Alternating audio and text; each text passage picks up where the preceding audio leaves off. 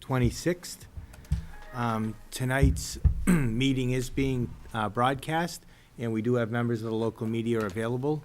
If there is anyone that would like to make a recording or republication of the meeting, please let myself or one of the other committee members know. First up on the agenda is approval of minutes. We do have a set of regular meeting minutes from July 18th. Has everyone had a chance to review those? We have a motion to accept from Don. Second from, just a minute, Don.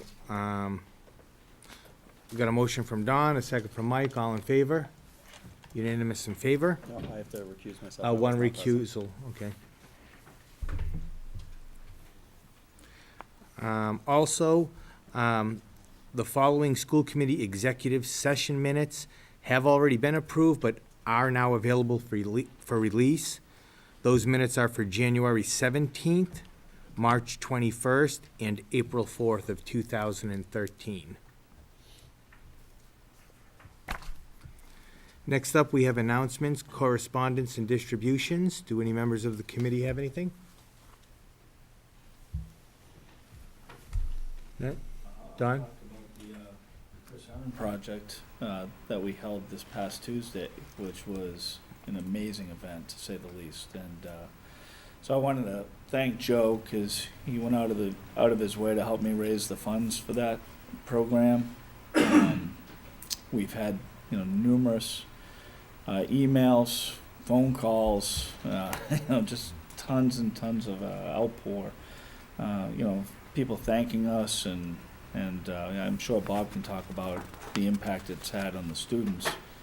It was to me, it was a tremendous success, and I just wanted to thank all of our sponsors again for their support.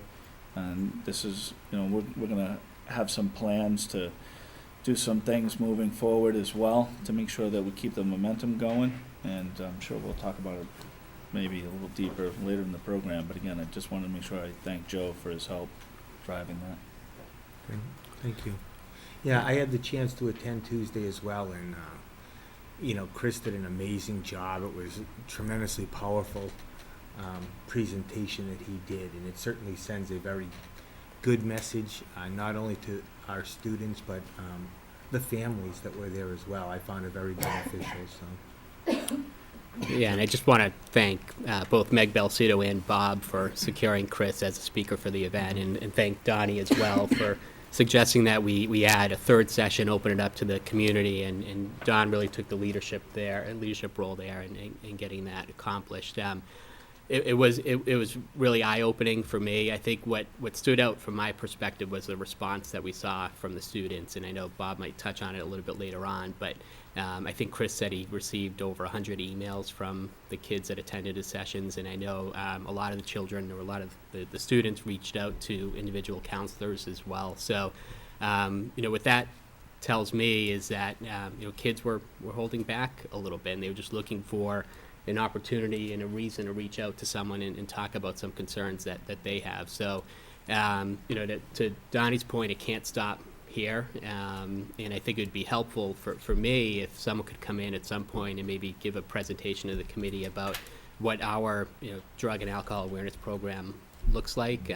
Chris touched on it at the end of the presentation. If we truly want to effectuate change, it needs to be part of the curriculum. It needs to start at the early ages, right? It needs to start in middle school and sort of work its way through. So I think it'd be helpful for someone to sort of give us an overview of what our program looks like, and then if we could provide any support or assistance in helping to strengthen that program, I'm certainly willing to do that.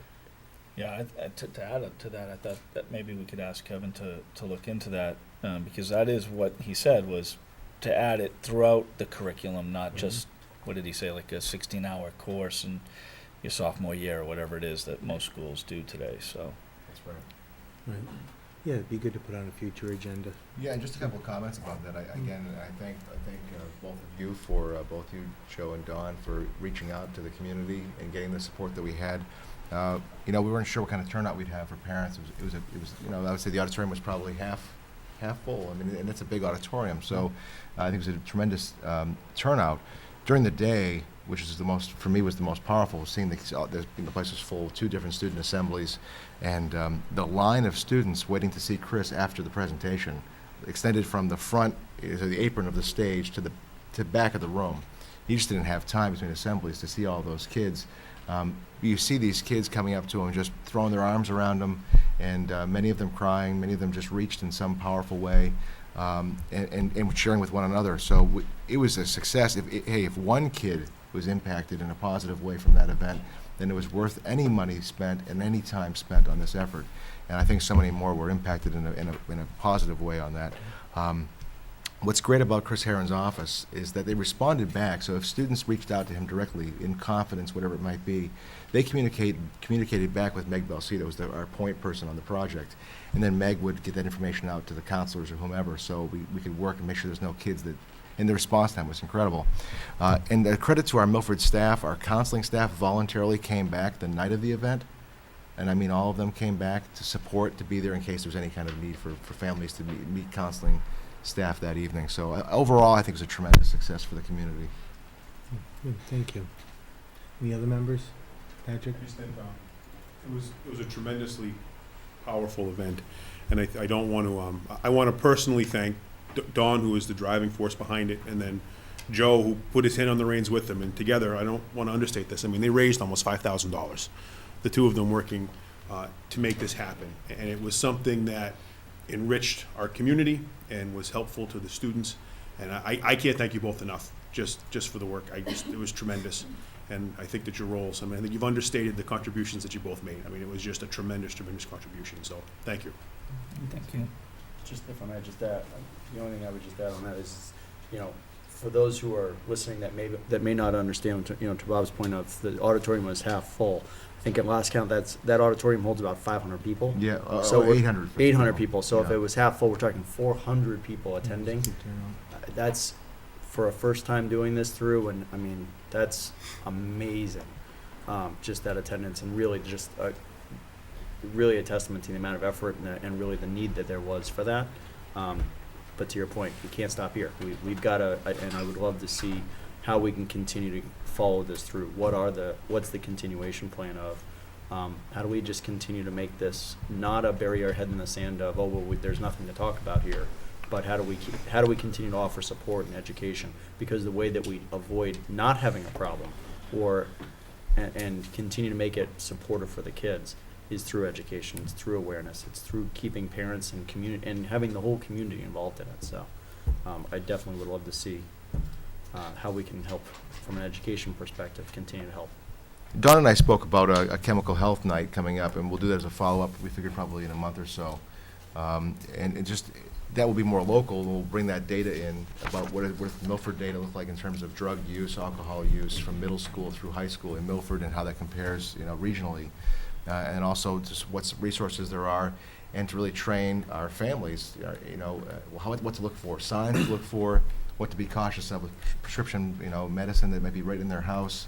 That isn't the kind of thing that you have to go out and find on the street. They might find it right in their house, and I think parents need to be educated around that. Clearly, that was the outcome. Yeah, we spoke to Chief O'Laughlin, and I want to say it was Officer Ball, if I'm saying his Yeah. name correctly, Jay Ball. who's Jay in Ball. charge of the drug enforcement. And so the chief was saying, he'll have him participate, basically put on a session for the parents, let us know what they're finding, volumes, or what does it cost, what does it look like, all those different types of things. And then one of the things we were thinking about is those who sponsored the groups, like the Riversides and the hospital and the JAG group, have them have a presence at this, so that way they can educate the families as to what resources, in addition to the school, inside the community are available for the kids and the families as well. So more to come on that, I guess. Thank you. Next up, invitation to speak. Seeing no one. Next up, report of the superintendent of schools. Bob? Okay, so I know some members weren't able to attend the last meeting, but I went through the self-assessment and performance goals of the members that were here, and was asked to make some revisions So I wanted to just walk through just the revisions, but members who weren't here at the last meeting, I'm happy to comment. I don't want to go through them all again, but if you have questions or things you'd like me to address, I'm happy to do that. It's highlighted in red in your, if you have a printout of it, you'll see some of the changes that were made in there. But I want to call your attention to the student learning goal. This is on the third page in. It's the response to intervention goal. And Christine, you, at the last meeting, there's a point well taken, suggested a really focused student learning goal that benefits not just the high school in particular, and also is targeted really toward instruction in the classroom. So I focused on a K-8 goal to sort of supplement the K-9-12 goals. And this is a work that's been happening for the last several years, response intervention, since it was a requirement of the state, and how every district rolls it out is slightly different. In Milford, we're working still with Patty Kelly, who is our Title I director, but had taken the lead on this when she was a curriculum supervisor. Now it's really being pushed out to the school principals, and there's got to be some coordination of that, and that's the part I think I can really play a role in working with Kevin, working with Meg, working with Jen as well from the central office team, to make sure that the response, and the idea behind the RTI workshop model is that there's got to be a common way that our educators, they can still allow their teaching training to play out in the classroom, but there's got to be a commonality about objectives being posted and outcomes established, so when a student leaves a 40, 50-minute class, that they've achieved what the teacher had set out. It's not just, not that it is ever done randomly or without care and thought, but it's really focused on the Common Core, which links back to their goals, which links back to the district's improvement plan, school improvement plan. So all of that orchestrated together really comes down to RTI. How we, and the RTI concept, as you can probably remember from past presentations, is a pyramid. The bottom of the pyramid being tier 1. That's where all the effort is. That's the regular classroom setting. We want most of our kids to be successful. Tier 2 and tier 3 are more sort of specialized medicine. If you're in a tier 3 support for RTI, it should be the kids that are the most critical need. We want to make sure those kids are being identified correctly. So this, I think, is a good goal for me as superintendent, but I also think it's a good goal for me to share with the principals as a common goal for the administrative team. And that will link to something else that I'll speak to in a moment around the administrative walks. But I guess I'll look to you first, Christine, maybe for a comment on that. Do you think this sort of gets at the spirit of what you're looking to see? Yeah, I think it, addresses that, the other 2/3 of the school system in a comprehensive way, without being too minutia, so. Okay. I think it's important. Yeah, in hindsight, and when we left the meeting after the last couple weeks ago, Kevin said, "I have an idea for you, Bob, that I think we really need to focus on," and I think this is the right step for us. Great, thank you. The next page, the workforce training seminar, and I heard loud and clear, we didn't want it to be sort of a drive-by, one-time, have a clinic here. But really more built into the curriculum. So what I'm proposing here, and it was then, is a sort of a career fair workforce training day. But really, we're gonna embed this into there's a natural way to embed this into the hospitality and tourism management course sequence. But that would only focus on juniors and seniors. So I'm gonna work with Carrie to find a way to create what I think is missing in our business department here, sort of an entrepreneurial program. And for the program of studies for next school year is to build all of this in so it's from 9-12 that kids are getting these kinds of skills. Because they could be applying for jobs as sophomores and they have work permits and things. So we want to see a 9-12 curriculum around this. So that will be something that I'll propose, and that's the way I've kind of laid this out. So it's not a one-time, although it may be for this year, it may be a one-time, springtime, bring the school committee together with the alumni as an alumni event. But ongoing, I see this as built in, sustainable as part of the curriculum. Where we can still tap into our industry professionals and hopefully our alumni, because what I did in the alumni database is I built it so they could tell us their career, what their occupation is. So now as I build hopefully a robust database of alum, and then to call upon them to come back to the school and be part of that. So now we're really reaching back to Milford High School alumni as well. So I gave a lot more thought to how to link that and spoke with Carrie and Matt Bayonne, the guidance director, about that as well. Those are the significant changes from the last presentation. So I don't really want to go into any more detail than that on this, but if there's questions or comments, I'm happy to hear those, and if not, I would just ask the committee to take a vote to support these or to approve these, and then I'm already working toward many of them, but just to kind of formalize it. A I'll make a motion, I'll make a Christine, motion. second from Scott, all in favor? Unanimous in favor? Great, thank you. And I'm just going to go right into the hospitality and tourism. Sure. So there's two documents that sort of break out from this. And I apologize for the paper distribution. I try not to do a lot of that, but it was easier for me to conceptualize, and maybe it's easier for you to see it in hard copy as well. The hospitality and tourism management, so that's being one of the goals. What I've laid out here, it's still a work in progress, but it's the program overview.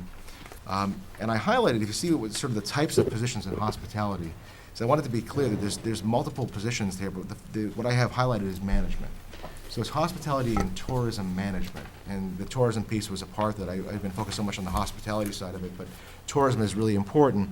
And as you'll see, and I'll make this available on the website tomorrow for anybody who's at home would like to see this presentation, and I give you all the area industries. But the management, which leads to a department or segment of an operation, has experience in entry through supervisory levels. And what this program will do is allow our students to have the experience. Yeah, you're going to have to know how to make a bed before you know how to supervise people who know how to make beds. And so it's giving them, they're going to have an experience with every area. And what's great about this is that if you look at all the different industries, we have most of them in Milford. And that's really what I've always viewed as this great town, as being a vocational community for our kids to learn in. And so I've laid it out in that way, and I wanted to emphasize the management piece, but our students are going to have the experience from the entry level all the way through with a goal. And let me just walk through this a little bit more and make that clear.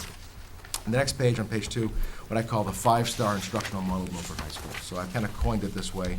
I want to just take a minute just to touch on what this is. So the Hospitality and Tourism Management Program is the first of its kind in a comprehensive, non-vocational public high school in the Commonwealth of Massachusetts. And this program, the instruction will be a hybrid approach, which is another great opportunity for us, including face-to-face instruction. It's asynchronous, so you may have kids learning in, not in real time, and maybe, sort of virtual learning. And then the field study experience, which we'll do through, right now our partner is the Doubletree Hotel by Hilton. Clearly we have other hotels in town. The Doubletree has the largest, has banquet facilities and so forth. So we want to start somewhere and we link up with them. So we met with the management team there. What I'm expecting from here here's the sort of laid out the application process, much like what BBT would use in terms of looking at records, in addition to personal interviews. We're in the process now of developing questions. What's great about this is besides a high school diploma, we're not talking about a certificate of completion program. So we have Project Search. We have students who are placed at Milford Regional Medical Center who actually they have 100% placement rate, whether they're cleaning medical instruments or whatever it may be. But that's for our sort of high-achieving vocational students through Jen Walsh's program. But it's not a diploma program. It's a certificate of completion. This is a diploma program. So these students would be in this track, and they would have to make the students who matriculate would have to make some accommodations. So they wouldn't have the kind of elective choices that typical junior might have, because they're going to follow this career path. We're working on a whole way for them to front load the course sequencing, so they can get all the credits required for a diploma. The second piece, besides the diploma, will be an American Hotel and Lodging Association certification, which is recognized worldwide.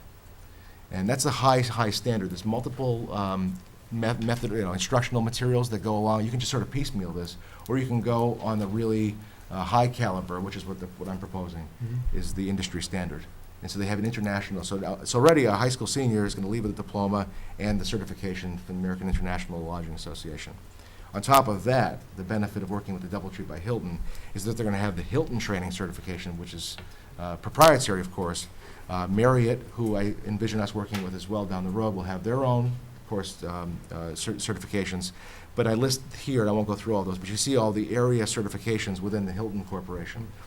So that's Hilton's industry worldwide.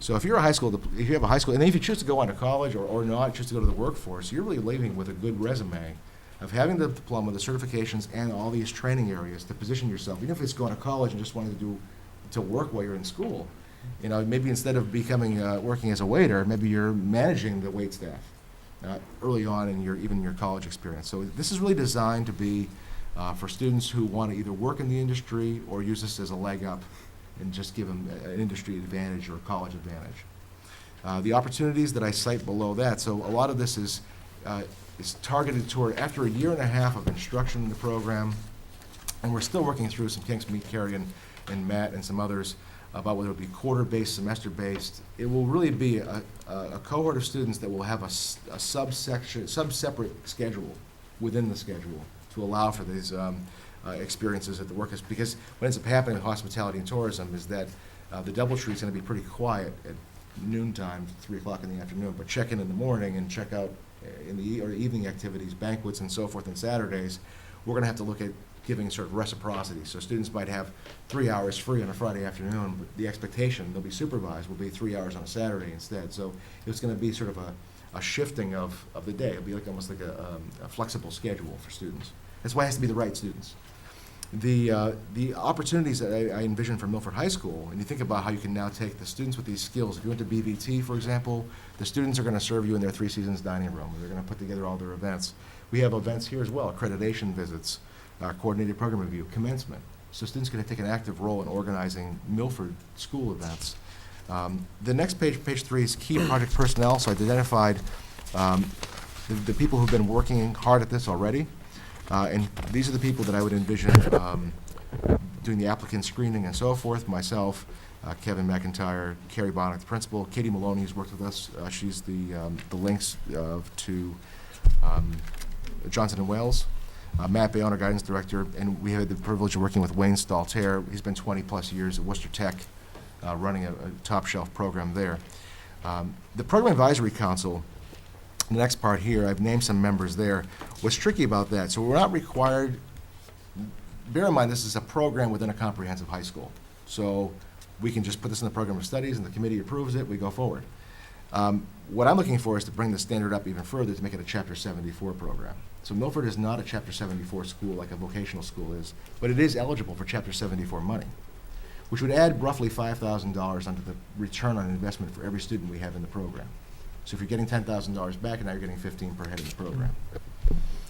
It doesn't take away from BVT's allotment, but it also builds our programs.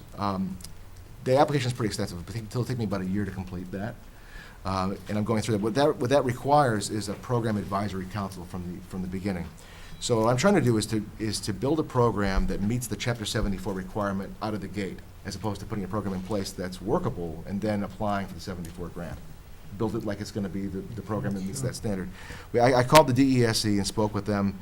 Milford is on their radar. They're excited about this, really excited about it. In fact, when I told them we picked Worcester Technical High School as our model, they were impressed because that's one of the model programs in the state.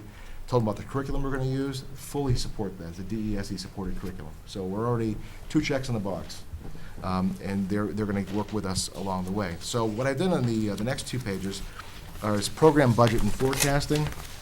I put together the fiscal 14 budget, and what you see is sort of some consultant support, textbooks, instructional materials. Want to get our text early on for the first cohort of students. All this is funded through the Perkins Grant.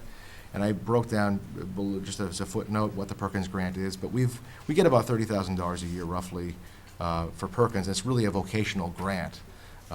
This, as I understand it, this grant could be drying up. It's a federal grant. This could be the last year of that. So going forward to 2015, what I would envision that I'll put in our budget is a hospitality management program. We need an instructor here, and we need a cooperative education coordinator, somebody to monitor the students when they're at the workplace, in addition to Steve Gordon, the general manager. And there actually is a trainer on site at the Hilton who will work at the DoubleTree who will work with our students as well.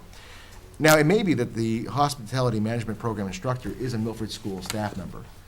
We actually identified a staff member with a hospitality management degree, but they're not licensed in it. And then to be a Chapter 74 program, approved program, they have to hold a CVTE, a Career Vocational Technical Education license. So there's a year for us to do all that. So the long and short of it is that the timing is perfect. We have a year to put the application forward, and within the year we can meet all these requirements. And as we better understand how the high school schedule is playing out, what we need for staffing, we'll know if we have a staff member in-house to do this work.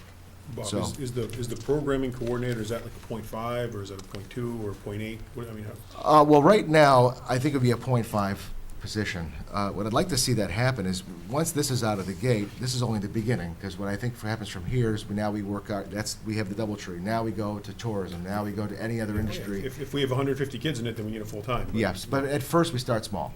And I'll come back to you when I have a better handle on what that exact need's gonna be and what the trinkets to hours in a day. But it won't be, they won't be bored. We'll make sure that whatever this position is really based on the need. Quick question for you. So you mentioned that we get about $30,000 a year in this Perkins grant. Mhm. Where is it going right now? This year is dedicated, we haven't actually seen the monies for this year yet. We have Albert Mercado, actually, blast from the past, working with Matt Bayonne to train him on this grant submission. In the past, it's supported we have our three other articulated programs: early childhood, photography, and graphic design. So if we're pulling out roughly half, could potentially be even more depending on it, how does that impact the other programs that we're spending this money on right now? Kathy could probably answer that better than I can, but The other programs have been in the funding loop for approximately 4 years of when we initially started the grant. And their departments at this point have received the supplies and the equipment that they need. So this is the perfect time to bring on a new program because it sustains the grant and that we're bringing on new programs, which Okay. is one of the mechanisms of keeping the grant. Yeah, I love the idea. I love the energy you got around it. I think it's really got a great opportunity to be phenomenal. My concern is just, all right, so we're gonna be able to pay for it too, and if the money's being spent someplace right now, you know, are we begging from Peter to pay Paul at this point? I would say no. So, all right, that We're just, not going to compromise, because we have articulation agreements with Mass Bay Community College on those other three programs that we named, so we Right. don't want any of those to suffer. So they're well established, well resourced, mhm. and I think we've just shifted where we want to spend our money and expand our opportunities for kids. The final page is the deliverables, and it's a timeline that I've laid out so you can see, so it all links back to that goal, but you can see, building from the end, we're going to have our cohort 1 wait list, a cohort 1 roster and our wait list rosters finalized by December 6th. So before students go to the program of studies, when they have to select their course selections, they're going to know whether or not they're into this program. What I've been hoping for, we know we can't have larger than class size of 20 in this program based on the Chapter 74 requirement. So class size is capped at 20. I envision a cohort of 20 and a wait list of another 20 or however many what we have apply for the program. And then from there, all that is backed up. Let me just walk quickly from the beginning. So the grade 10, we're going to have a student assembly on November 5th. We're going to have some guest presenters coming in from not either, but both industry folks and I get a link from Johnson & Wales coming in, talking to the kids, getting them excited about it. We'll give a flyer out to the kids, the programs, to explain what it's about and what kind of industry it is, and more information for them to bring with their families to come back for an information night, which would happen November 12th, similar to the presentation that would happen for the students. And then we start the program window, the application window, from November 12th to November 22nd, just before Thanksgiving. Following that, we'll begin the screening of the applications and the interview process, and then finalize the list. So that's the really kind of the expanded version of the goal on hospitality into the detail. It's still a work in progress, but this is what we've laid out so far. So any questions or comments or So feedback? that grade 10 assembly, is that for the entire grade 10 class? Yes. Do you anticipate that to be? Yep.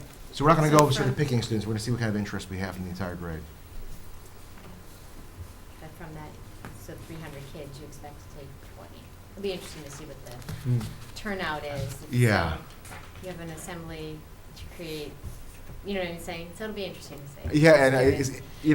I guess one way I'm hoping we can get 20, but I think the other hand is that given the interest of other kinds of hands-on programs like video production, for example, That's right, yeah. you're going to see I think we'll see a good list of people who want to do this. Mhm. But again, we have to make clear to them this is a commitment. It's a 2-year commitment. It's not just doing this as an elective. When they Mhm. commit to this, they may have to forego other electives Mhm. because it's a really intense program. So that will weed out, I think, people who are really serious about this industry or not. And just a curiosity, Worcester has the Hallmark program. How many students do they have per grade in this program? Is Oh, it a really popular, do you know how many, I'm just curious. how I don't popular it is know. there. I honestly don't know. It's a very popular program, but they have also culinary Okay. arts too. So they really focus around hospitality management and culinary arts. They're not doing the tourism piece of it that I'm aware of. So they're doing pieces of the Mhm. industries. But they have, they turn students away. They have, I don't think it's like the numbers we had heard last week, a couple weeks ago from BVT, but it's close to those numbers. It's more than twice as many students they can take are applying. And they're applying from within the Worcester schools. So Worcester Right. Technical's is sort of a magnet school. They can apply from any of the schools on there. Yeah. And so there's a lot of interest in the program there. I'm just curious. Well, plus they have Worcester Trade up there too. Yeah. This is a big, beautiful, brand-new school up on the hill. Oh, yeah, no doubt. And they have a hotel right around the corner from them that they work with as well. And the Doubletree's been a great partner to talk to about this whole idea. They really have. It's a big commitment for them on their end, too. They'll give us space, computer lab space. A lot of these trainings that are proprietary will have to happen on their campus. So I'm really excited about this, if you can't tell. I think it's just a great leap. And Ed Thompson asked me the other day, you know, now that I have Kevin in place, we had an interview with Kevin the other morning. He said, "What are you going to do now?" And I said, "Well, I got a chance to be superintendent now. I got a chance to really take this district and move us and be an innovator." So, again, at any point, I welcome your feedback on this. It's very new, uncharted territory for me and for public schools generally, but we have good support in the DESE on this too. Can I ask one question that kind of, Yeah. do we have to give them 3 hours off if they go on Saturday? It should just be part of their program? Why do we need to give them time off if we're gonna have trouble front-loading if we're gonna have to front-load requirements, then it should be the normal school day, and as part of this program, the stringency, you have to come on Saturday to this event. It could be that too. We still have to shape all this. We have to see what the exact need is and what the availability. Our students may only be available, say, on Tuesdays and Fridays, Okay. depending on the schedule. Yep. So we have to match up the available blocks with the Doubletree's need. And if they don't line up, then we have to find some way. So and you're maybe right. It could say, Yeah, I'm never a hey, fan you know of. what the standard is? You're going to come to school, take more electives, and you're going to work on Saturday on top of it. So we could be there. Yeah, especially with the population that you generally would think would apply for these programs. But it's gonna More be- time in the classroom, the better. So we have a lot more work to do before that. Before I can answer that question exactly yet. Okay. But it's good Kind of caught my feedback, attention. Yeah. More time. A little too open of a campus for you, okay. Yeah, I'm not a All right. fan. Fair enough. I'm excited about this as well, and the planning so far around it looks really good, and, you know, you stated in page 1, I mean, it's another opportunity for the kids, and it's a $1.3 trillion industry, so, I mean, you're really providing kids with, you know, some opportunities that are obviously out there, so. And think of the places Oh, that, sure. many of the kids can't, you know, they haven't had the opportunity to travel out of Milford. I mean, you know, we're gonna take these kids to a cruise ship in Boston and have them actually link up with a cruise line and see what that industry's all about. So the field trips alone on this program will be amazing, especially if they want to be part of this Exposure. program. So it's Yeah. great exposure all the way through. And you notice, you know, casinos are on here as one of the I attractions. saw so, that. Should that happen in town, we're well positioned to. Moving on. Yeah, let's go. Excellent idea. Yeah. Let's stick Let with me that. move on. Yeah. Mhm. I do think there's just, you know, as you guys are talking, I mean, it's just such a great opportunity for our students. It is. I had an opportunity to work with a client a number of years ago who had been in a similar type of opportunity. He actually worked at a hotel his way through high school, ended up being retired as the president of Marriott America, right from high school. Didn't Oh, go to wow. college, straight into and worked his way up. So, I mean, guy retired at 51, so pretty good job. So just from getting this experience, so I'm excited for our. And we know the our interest students. is there. We know. Amazing. Well, DVT also, applications alone. also, Scott, we had 88 students apply to the University of Massachusetts at Amherst, which is a very big hospitality program. Very big. It's one of the biggest, So yeah. we sent 56 kids there this year. So, I mean, this could dovetail into Hmm. potentially limitless opportunities for some of our students. That's right. Yeah. Partner with those colleges for dual enrollment opportunities. Kids taking college classes while they're in high school is another part of that. Yeah, I was gonna say, Bob, in your list here, you talked about Johnson and Wales, you really should, which is a fine school, but you should also reach out to UMass. Yeah, we were. Amherst, 'cause they Even have- Framingham State has a Yeah. program. A lot of the local colleges, 4-year colleges, 2-year and 4-year have programs now. The next part of the goal piece here is the building administrator capacity, and this links back to the first goal that I presented. And you can more or less read this yourself, but I just wanted to walk you through quickly what this is about. This gets to the RTI goal I mentioned earlier, but also what this boils down to is the administrative central office team, myself, Kevin, Kathy, to the extent that you want to be involved in this. It's not really around HR or business, but to be involved with that. Meg Belcito and Jen Lancaster. We'll actually, with the grid on the next page shows, we're gonna go to the schools. This is a school visitation schedule. It's based on a 2.5-hour block, and it's every week. We're in different schools, different times of the day, in different classrooms, and with a specific focus. And what's at the bottom below, observational targets, performance standards. what we've done here is, take October, for example, we're gonna be looking for student engagement, and I linked this now to what's behind, the reference pages that are behind it, indicator 2A. So if you were to go to indicator 2A in there, you want to flip through and find it, we're gonna be looking for the proficiency grid, that little block that says proficient, that's bold-faced. That's gonna be the standard we're looking for, and I say we. When Kevin goes, for example, he may walk with an assistant principal at the school, and I will walk with the principal, and Meg may talk to the team chair in observing classes. We're all gonna be focused on student engagement. What are we seeing in our respective rooms? And then after we spend an hour, 30 minutes sort of calibrating that, an hour in the classrooms observing that, and then another hour following up and sharing all those vantage points. And we can identify where gaps might be, using the data that Kevin's pulled together for us as well. So we're gonna have really data teams that will inform some of the discussion and our own observations, and will put us all in classrooms all the time. And that's the spirit of what this is. So I've laid out dates for October and November. I will sit with the leadership team, the four of us, to come up with the dates for the rest of the calendar year, but they are penciled in for all of the schools. So that's kind of the breakdown of that, the administrative walks goal. So It's ambitious. will they know ahead of time? The teachers or the Yeah, principals? teachers and principals and stuff? If the principals choose to share that with the teachers, no. Otherwise, the expectation is that we're gonna come and Yeah, see when I we think come and that's see. hugely advantageous. Yeah, and you'll notice the times of the day are different, so it's not always AMs. It's gonna be Yeah, staggered AM, that's- PM, It's nice to different times, different days. see it in action. And it's really to the teacher's credit, because, you know, Yeah, of a teacher could have a group of kids on a Friday before Thanksgiving or before the Christmas, and they're off the wall, come back again another day on a Monday morning, and they're really focused. So if you just did it on one snapshot, it's not really a fair picture, Right. you know. Any questions or comments?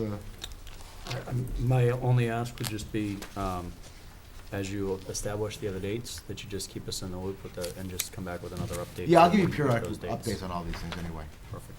Yeah. It's a really ambitious, it may not look like much, but it's a really ambitious No, it's- goal to do that. But it bridges everybody, it brings the entire leadership team into focus on the same standards, and it brings the staff into focus on that as well. Well, So it's a complete calibration. I think, honestly, as silly as this may sound, I think most importantly is developing a schedule during which these walkthroughs are gonna be conducted, and then the rubric that's gonna be used to judge how effective they are. I mean, we haven't had this in the past, and this isn't something that our administrative team is engaged in such an organized manner. And so I'm anxious to see if you can keep to the timelines and if you can, do these assessments. I think this is great. I think this is a great framework. I'm very curious to see how well it works. Yeah, it looks to be about once a week, October through May, right? Yeah. I would like to do it more often if I could. This falls to the side, other visits to the schools that are more casual. These are the really focused. We're Yeah. trying to get Kevin and Meg and Jen out of their meetings at the same time, so it's about the best I could come up with is about once a week to do that. Good. Yeah, thanks. So that's really the extent of what I wanted to report on under my piece. I did want to make one other comment. You recall for some time I talked about a greenhouse project, and it's been sitting on the back burner, kind of idle for the last 6 years, and it's suddenly gotten legs. And I think mostly because Jen Walsh, because she's so great and everyone loves Jen Walsh, and she and I have been talking about how we can get our vocational students involved. And so we are in the process of, if you didn't know, we have a greenhouse in the high school, like a laboratory kind of like room. I don't know how you describe that room. You guys went to school here, many of you. I mean, you know where it is. It's in the science wing, but it's the first room on the right. They had grow lights and everything in there. So we're completely remodeling that space. We got a $2,000 grant to do that. Great. The Healthy Futures Initiative, Hannaford Supermarket has been a great partner with us. John at Hannaford has talked to me about supporting even a bigger project. So we're going to start with that room in January, and growing some plantings in there, and actually growing some greens for our food service program, and tomatoes. So we can begin to provide for our own food service program. Once that takes on, and we know that it's successful, we're going to build a greenhouse on the proposal is the 65-foot space that's the egress at the back of the courtyard, second level, which now is not used. It's got great southeast exposure there. We did an assessment with Norfolk Aggie, had them come out and give me a sense of what kind of sunlight we have. There would be a great spot for it. So I think we have the support of Hannaford's and through some grants locally to build that, and then have that as as a year-round, and in the summertime, we use our vocational students could actually manage that through the summer, and maybe even ask some of our local community members who want to adopt it for a week and just come in and water the flowers and water the plants. So, maybe we have Christmas time, we could have some ornamental flowers we grow, and maybe the kids could sell. as Well, you have a local fundraiser. farmer's market now on Local farmer's Saturdays market. downtown, That's so right. there you Help- go. Help support that, so. Yeah. There's a whole effort afoot on Great. that, which is not even part of the goals, but clearly is a goal that's been standing for some time. So it's just a great, exciting time to be in Milford. And I wish you could see everything that I see on a daily basis. I know you see some of it, but if you could see what I see on a daily basis, you'd just be so proud and so excited for what your kids have in the school district. We have some great people. In fact, when we did the walkthrough on the first day of school, you had pointed out that area by the courtyard up on the roof. Yes. And what a nice, great, big space that would be to use just for that. I think that would be really nice if that comes to fruition. Yeah, and I'm hoping it happens this year. Yeah. So it's another exciting piece. The last part of my report is the Woodland School Building update. It's been busy with that, too. We met, Patrick, myself, and Aldo Chaki, chairman of the school building committee, met with the selectmen at their invitation on was it Monday night? On Monday night. Gave them an update on the project. We met with the school building committee last evening at Town Hall, a regular monthly meeting. Met with the school building committee working group for 5 hours today, several hours in my office, going over plans, and then we were over at Stacy Middle School getting input from grade 5 teachers on every aspect of classroom design and all the spaces they would need. The next step in the process for us is an October 2nd meeting with the Massachusetts School Building Authority, where we expect that they'll approve the design. And then we go forward from there to putting the specific details together, classroom measurements and all that. But we expect board approval, and as the committee knows, I provided you with a copy. I invited Senator Moore and Representative Fernandez, who've been supporters of this project, and invited them to come to that meeting as a demonstration of support as well. So, is there any questions on the Woodland project? Maybe Patrick, if I missed anything, if you wanted to comment.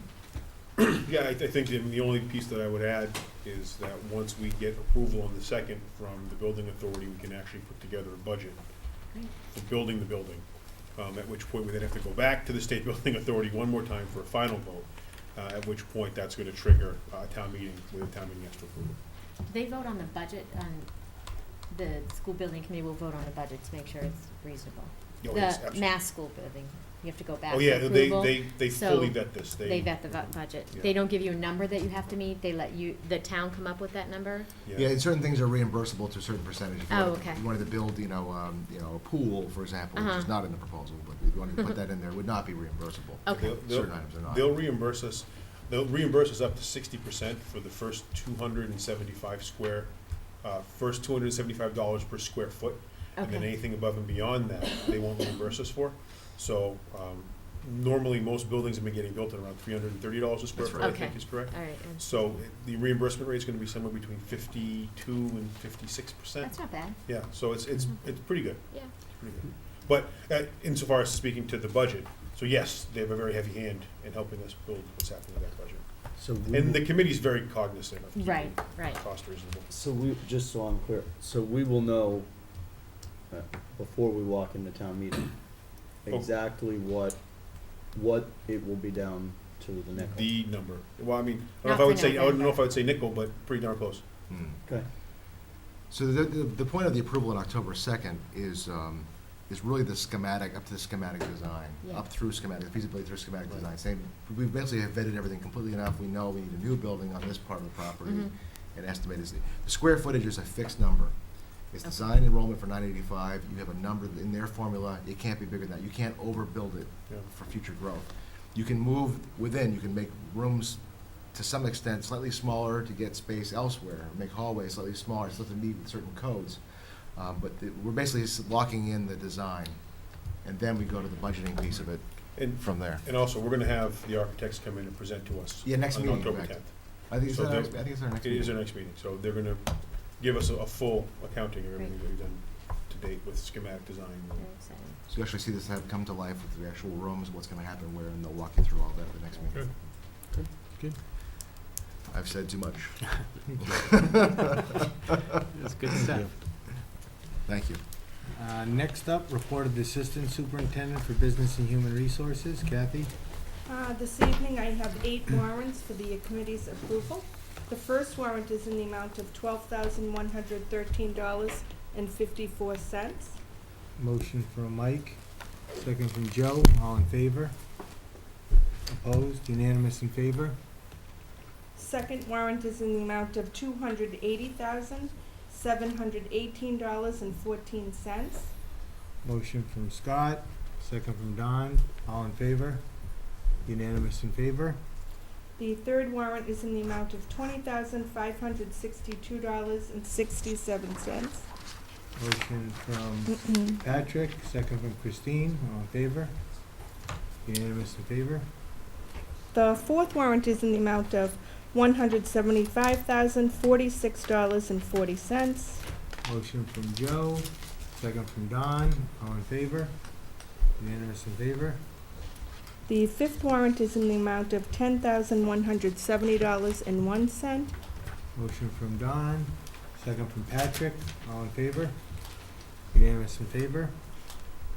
The sixth warrant is in the amount of $254,384.64. Motion from Scott, second from Mike, all in favor? Unanimous in favor? You getting tired over there yet, Kathy? I am, really. It's like the 12 days of Christmas. 2 left. The seventh warrant is in the amount of $1,489.58. Motion from Christine, second from Scott, all in favor? Unanimous in favor? And the last warrant is in the amount of $369,324.73. Motion from Patrick, second from Mike, all in favor? Unanimous in favor? I know that we already voted to spend all this money, but it still seems like there's a lot of money that happens to be going out this month. The committee also has a list of the latest hires and appointments. No vote is required. It's for your information only. I do have a vote that is required for Jennifer Mealy to attend, possibly, if she's impaneled, to the U.S. District Court. She is tentatively scheduled November 4th through January 3rd. Ooh, boy. It may not go that long. But it might. They'll get it done by You Christmas. presiding over this one? No, but I'm just saying they give you, they They give you a give big. you, Yeah. and the holidays Yeah. are right in the middle, so. Yeah. Yeah. We have a They'll work to motion get from out. Scott, Yes. second from Christine, Yep. all in favor? Unanimous in favor? Best of luck to her. The committee also has a course reimbursement request in the amount of $29,219 for your approval. I don't, Motion, actually, I don't have that list on my computer. That was page 23. Yeah, I stopped at page 20. Oh, I don't- The other one. I don't have any of them on. It's my the other attachment. No, this is the other one's just the agenda, just the cover page. Yeah, mine just has cover pages, just. I'm sorry, I should have reviewed it before I came in. Okay, You're good. okay, sorry, I'm okay. We'll make sure we, not there sure. is no He's okay. new He's fine. employees on the Sorry. list. okay. Motion from Joe, second from Scott, all in favor? Unanimous in favor? There is a monthly update. I can report, we have started the school. We have worked out a few budget concerns, one already of which is preschool transportation. The bus, it was currently filled, and we are trying to work out a possible less costly solution as we move into the school year. I think we're on our third or fourth possible resolution, and hopefully Lenny has succeeded. It might be as much as $50 a day cost impact to $100 a day versus $280 a day. So we've got our costs down on that. Because there's more students requiring preschool transportation. If they're on an IEP, And we're, they have to get transportation. I just want people to think, don't be like, hey. as Really well a flood of as, preschool yeah, students. Yeah, preschool on referrals. Referrals on Yes. IEPs that you're required to provide transportation to. Because you'll have parents being like, can I get transportation? Is it, you know? No, that's correct, Christine. So that's for an additional bus? Yeah. One additional bus? We're looking at a van solution. Okay. So something taking smaller. some kids off of the big preschool Mhm. bus Yeah. and getting out a smaller van to go to the extent part of, Sure. the furthest part of town, which is holding back the bus, so that way if we Yeah. could pick those kids up, Right. it frees up time. Because the other issue was time delay in the kids getting to school. You're on the bus a long That's a time. good Yeah. idea. And that little, it's too Mm. long. So hopefully we resolved both problems, but we'll have to watch that cost impact throughout the rest of the year. Okay. We also have a request for out-of-state travel for a woodland music teacher, Eric Ventura. He is requesting a 3 days out of district, November 13th through the 18th, I believe. And he is presenting on behalf of his conference committee. And I'm trying to find it. It is at the end of my packet. But he is not requesting any reimbursement to attend the conference. He's looking for the committee's approval along with Mr. Consigli to allow him to be out of district. We are asking for him to use his personal days if that is in fact his choice, and he's agreed to do that. However, he does need your approval to allow him to travel out of state and be out of district. Again, it was the 13th through the 16th, you said, right? Okay, Yeah. yes, 3 Yeah. days. Yeah, you wrote a very nice letter. He did. It was very heavy on composers too. I know more about Carl Orff now than I knew, I think, before I was I make a motion. Motion from Christine, second from Scott, all in favor? Unanimous in favor. Kathy, while we're still on your report, how is the new crossing guard and bus loop situation working over at Memorial? I've only heard good things. We did have to make a slight adjustment at the old crosswalk. We really need to have that staffed to remind people that we do not want them crossing where the buses are turning out. So there is a staff member doing a duty there just to remind people and ask them to move up to the Emmons Street cross. Can we talk to the highway department, get a barrel or something with a sign? I mean, is that? I think we looked into having that crosswalk almost like painted over, so they're looking into that. And that should help the problem. I just have one quick question for Bob. I ask this every year in the professional development. You're still reviewing what the Oh, yeah. applicants are looking for professional development to make sure that it fits into their, I make sure that it's at an accredited school, and make sure it fits into the school's, the contract, number one, Mhm. because Right. the provision there now has changed, you recall from negotiations, 5 years in before you're eligible for course reimbursement. okay. Yeah, Thank so you. we And watch it's them, not, every one of them. It's not degree program linked anymore, correct?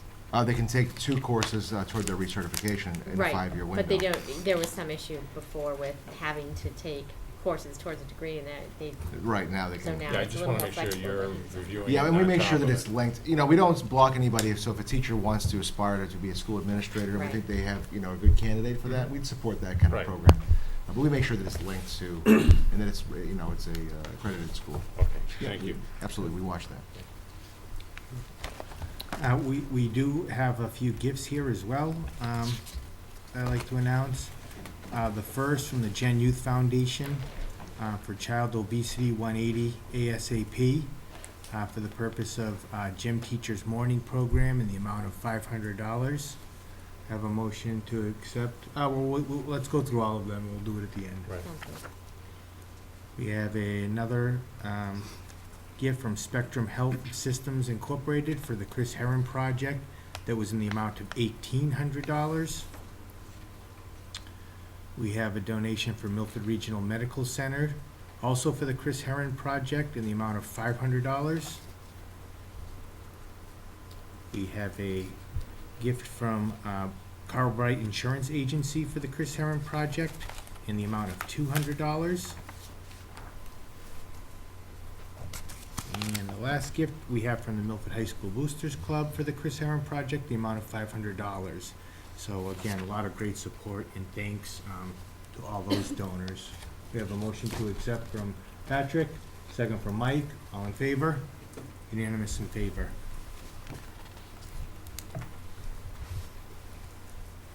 Next up, we have the report of the Assistant Superintendent for Curriculum, Instruction, and Assessment. Kevin?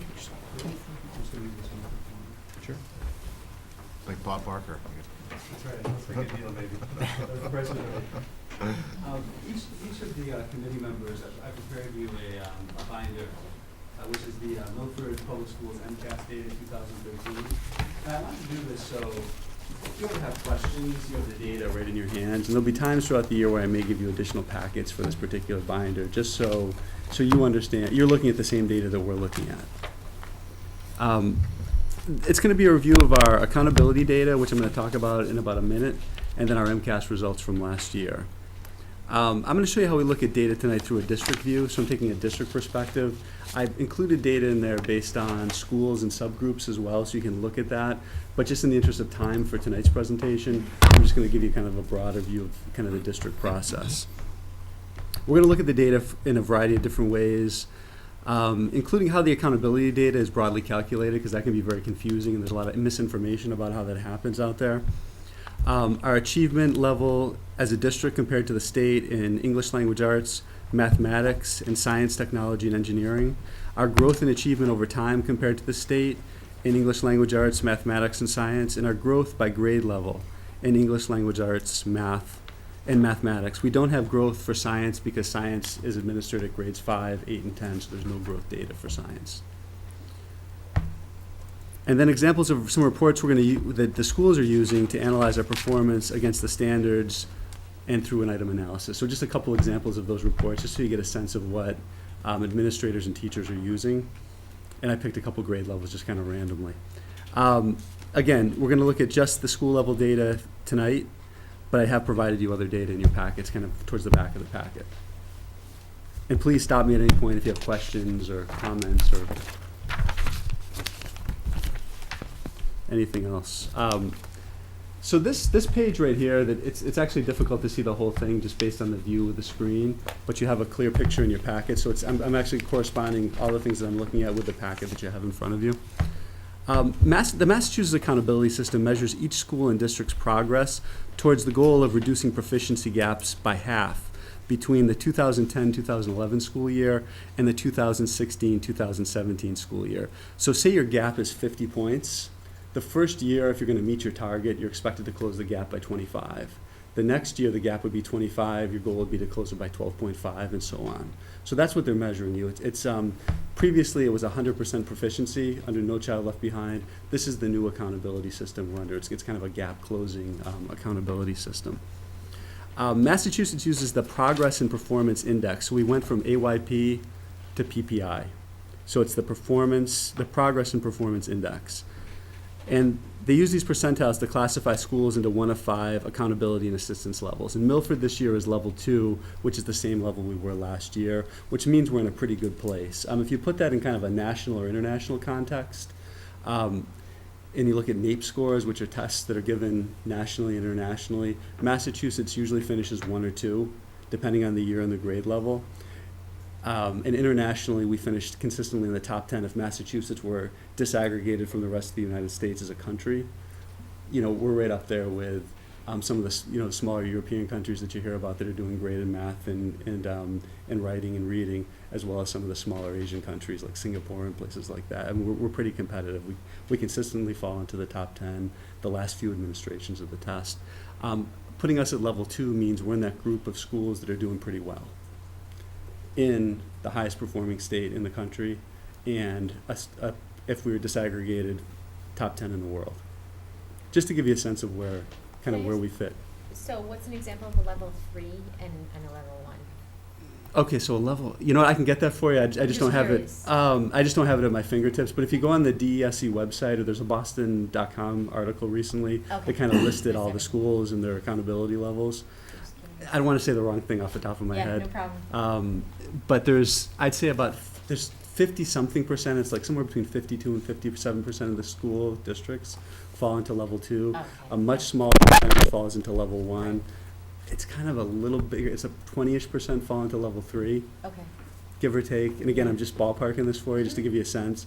Level 4 are the districts that are in danger of being taken over by the state, and level 5 are districts that have been taken over by the state, Okay, if that gives you a sense. yeah, I So just wanted a a perspective. good chunk of, a good percentage of school districts fall in that level 2, because as a state, we're a high-performing state. Okay, So generally, districts are doing pretty well. okay. So if you look at, so again, the PPI combines information about narrowing proficiency gaps, the growth over time, graduation and dropout rates, and it basically puts you into a number between 0 and 100. A PPI of 75 or higher indicates that a group, a school, or a district is on track towards meeting its proficiency gap narrowing goals, and all districts, schools, and groups with sufficient data are assigned an annual PPI based on 2 years of data, and a cumulative PPI based on 3 annual PPI. So it's I'm just reading this because it's very complicated, but I want to just give you a sense of how the calculation is done. And it generally represents a performance trend over 4 years. So this is a level 2 based on the last 4 years. Next year, we'll get a rating that'll be based on that year plus the last 3 years, if that makes sense. So it's a cumulative kind of calculation that they're making. The high needs group, which is a question that I get a lot, because if you look down here, it says what is, it kind of breaks it down by subgroups, how each group is doing. I'm still on the first page in the binder. But if you look at the high needs group, which is the second subgroup, that's an unduplicated count of all students in a school or district belonging to at least one of the following individual subgroups: students with disabilities, ELL and former ELL students, low-income students, that's anybody eligible for free or reduced lunch. The inclusion of the high needs group in accountability determinations holds more schools accountable for the performance of students belonging to historically disadvantaged groups. So every school district in the Commonwealth is being judged how they're closing these performance gaps with all of these groups. And so sometimes you'll see school districts, to your question, Christine, that you're surprised that they're a level 3, but there might be one subgroup or one school in the district that could be holding that district back. It doesn't necessarily mean that it's the quality of the, yeah. I mean, there's probably a very high-quality education still going on, but they may not have met certain gap-cutting measures Okay. That's over the 4 years? over a 4-year period. So if someone falls to like level 3 or level 4, it could take a couple years to get back to a level 2 Okay. or to jump to a level 1. So so I sort of have a point of reference here, because there's a lot of information. I appreciate you taking us through it here. So as we kind of look at those the numbers that are on that page, so is that saying 61% of, we'll take low income just as an example, low income, is that a percentage? Is that an actual number of No, students? Is that's the calculation. So Okay. they assign that a calculation of 61 with the goal being 75. So for that particular category, for low income where we didn't meet the target, we were 14 points away from meeting that target based on that calculation of closing the gap, the growth of the students, dropout rates, graduation rates. So they're pulling all these numbers together and coming up with that number. So if you look at ELL and former ELL, we were 1 point above the target. But that's not necessarily the percentage of students. I'll get into the percentages as we kind of move through. Okay. But that's why I want to kind of explain it, because it is, But this is It's- the point It's an structure. aggregate. it's an aggregate number based on a number of different measures, Okay. Yeah, it's an aggregate. if that makes sense. So how they calculate it is basically for the MCAS, you're given a point total for each performance level. So any student that scores proficient or advanced is, and I'm still on that first page, but I want to kind of just again, to give you a little more background on this. Proficient or advanced, you get 100 points per student that goes into your average. And that's part of that calculation. A high needs improvement, which would be a score of like 230 to 238, would get 75 points. Needs improvement low, which ranks 220 to 228, you get 50 points. A student that falls into warning or failing, that falls in the high range of that, which is 210 to 218, you get 25 points. And the warning or failing low, you get 0 points. So every student contributes a number to that calculation that fits into all our grade level numbers and so that comes the CPI, which I'm going to show you in a second, which is the composite percentage index. That's where that number gets calculated, but that plays into the PPI number. Just to give you a sense of how it's done, because it is confusing. So again, we're a level 2 district. Two of our tested schools are designated as level 1 schools, that's Stacy and Middle School East, and 2 of our schools are designated as level 2 schools, that's Woodland and Milford High School. 2 of our schools do not have a designation, that's our 2 elementary schools, and the reason for that is because the MCAS test starts in 3rd grade. Okay. So if we want to shift, any questions on that piece before I move on, then I'm going to start kind of digging into the data a little bit.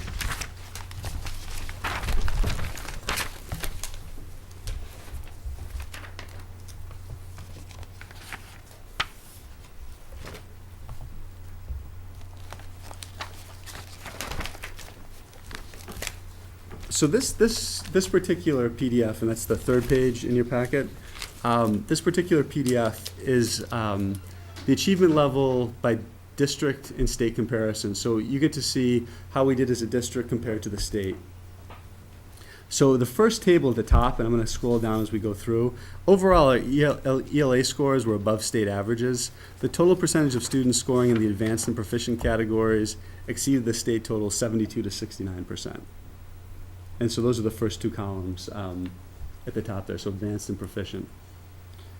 Additionally, our percentage of students scoring in the warning category was 2% less than the state, which is a direction we want to go in. And as I show you the trend data over time, a lot of our trend data is showing a higher percentage falling into advanced and proficient and a lower percentage of warning.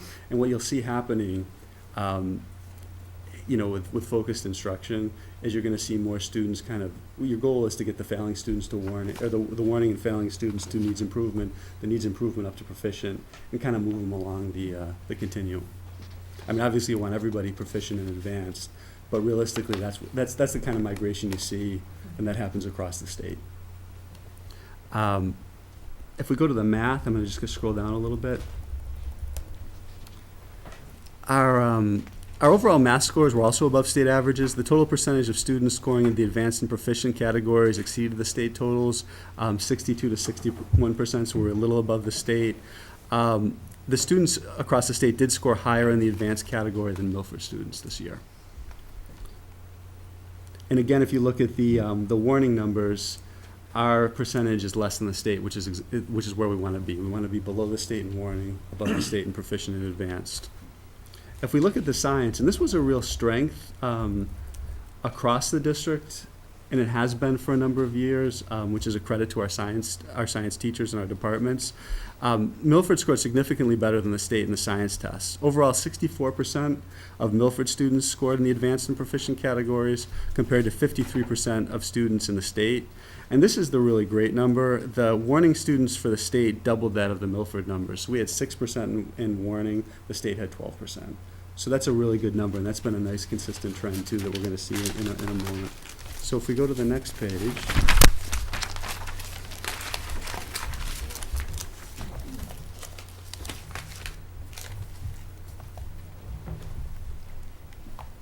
So this is ELA over time. And there's 2 numbers on this that we want to focus on. It's the CPI, which is that number. If you look at the second from the bottom row, the CPI is that number that's calculated by the 100 points, 75, 50, and 25. That's where that number comes from. That's an average of all the students in the Milford Public Schools based on their test scores and how they found. They got 100 points, 75 points, 50, 25, or 0. And that's the average. Overall, again, our ELA scores were above state averages. The total percentage of students scoring in the advanced and proficient categories, again, 72 to 69%. Oh, I'm rereading this. But the CPI over 4 years, it stays the same. It's been kind of static. And the other thing that's interesting, too, is at the 3rd grade level, for the past 10 years at the state, those numbers have been flat. So 3rd grade reading numbers across the state have been flat, despite a number of initiatives Right. and focal points. And it's something that, everybody in the state is really looking at, is why have we kind of, the numbers are good, but they're not showing an increase. And we've been pretty stable in terms of our CPI numbers as well Yeah, over the it's past 4 exactly- years. I mean, if you just took that number, it's the same. Yeah, it's a pretty good number, but again, we're not going up, which is what you want to see. Several positive trends. Just a quick question. Sure. I mean, so I'm sitting here looking at this, and I think, though I'm not disappointed that we're in a similar spot as the state. Do we have an understanding as to kind of what's driving, as you're still getting your arms wrapped around this? I'm less concerned about the state, I'm more concerned about Yep. our children. I think what's happened a lot of times is a district like Milford probably, and I'd have to look back historically, but this is my guess, is a district like Milford probably was significantly above the state 10 years ago. And what's happened is everybody in the state's gotten better at MCAS. And it's much more difficult, I think everybody knows this, to go from very good to great. And we're probably in that very good group of districts right now. And part of my goal is how do we, across the board, pre-K through 12, implement curriculum, teaching strategies, assessment tools, data analysis to get us to that great level and start to move these numbers up. That's really what we're looking to do. I think a lot of districts with similar demographics to Milford have kind of seen that, where when the MCAS came out, I think it was 93 was the big ed reform act. You saw a lot of districts that had a huge gap between what they were doing in the state, and everybody's come a little closer to the mean. There's very few districts that are significantly ahead.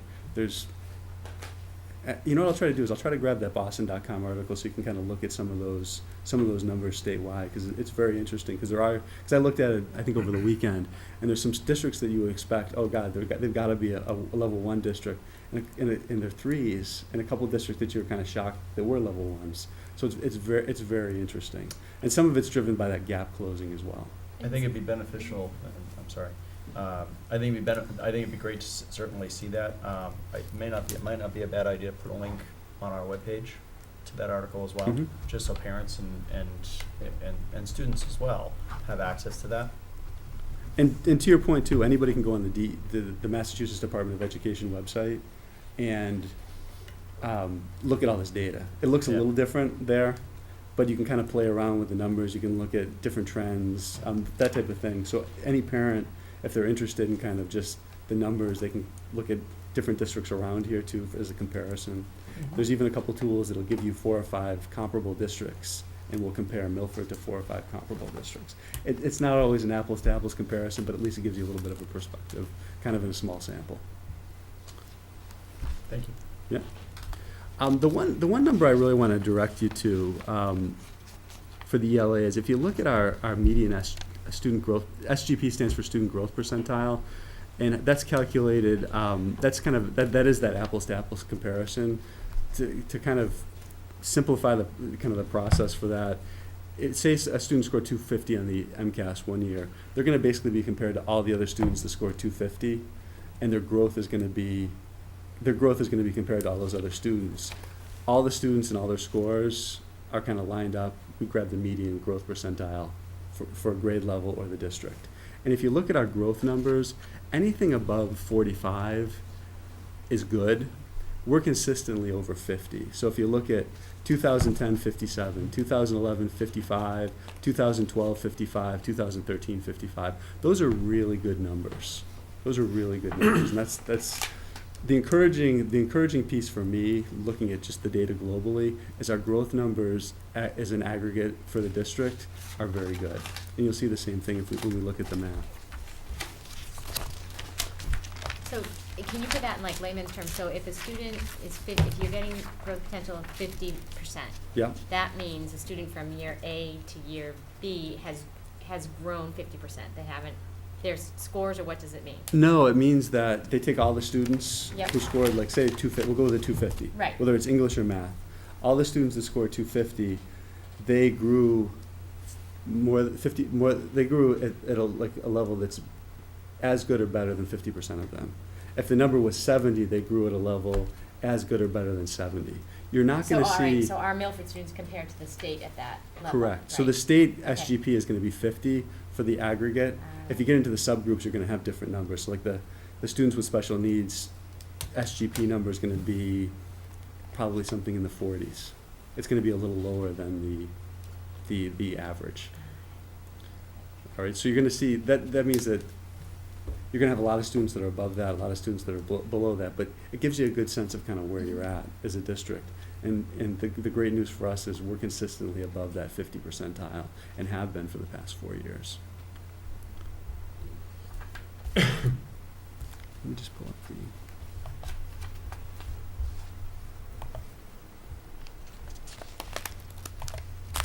So again, same graph, but this is mathematics.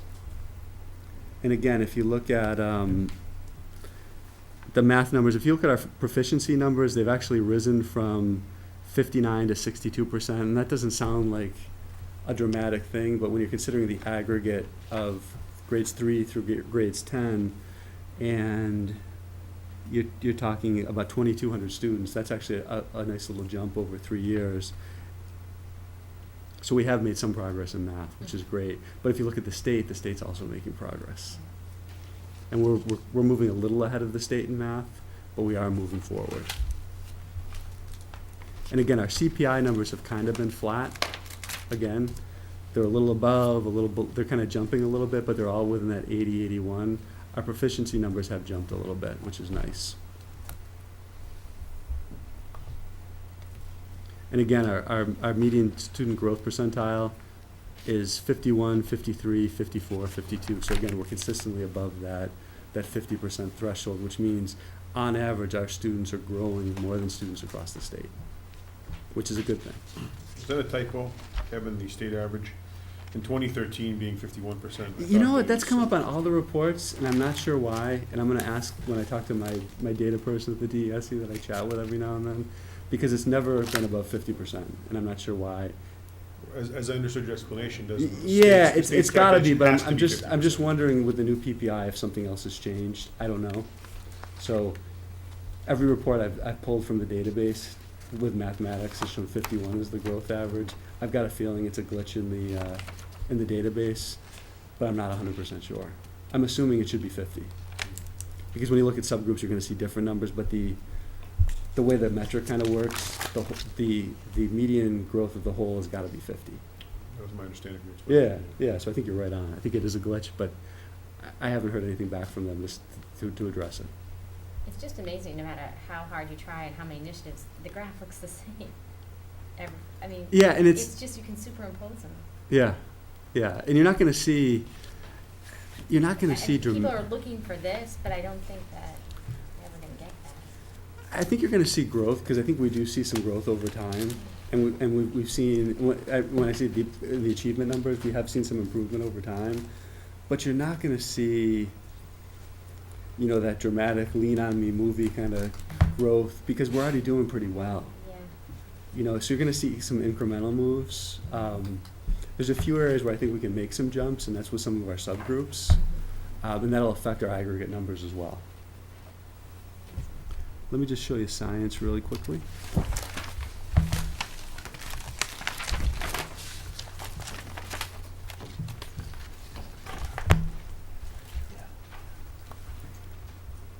There's, again, no growth numbers for science because they take the test in 5th, 8th, and 10th grade. Again, we've gone from 57% in advanced and proficient in 2010 to 64%, so that's a nice 7% move there, which is a pretty big jump when you consider the number of students tested. Again, it's a little smaller because it's 3 grades, so you're talking about 900 students, depending on the year. All right.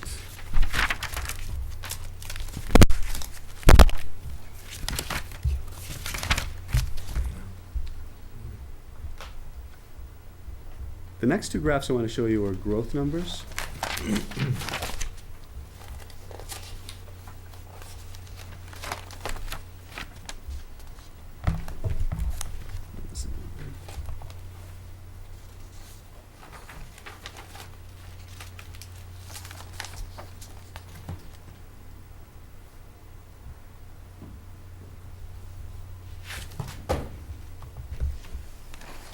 I'm going to jump to the math one. I'm not going to spend a ton of time on this. No, that's the wrong one.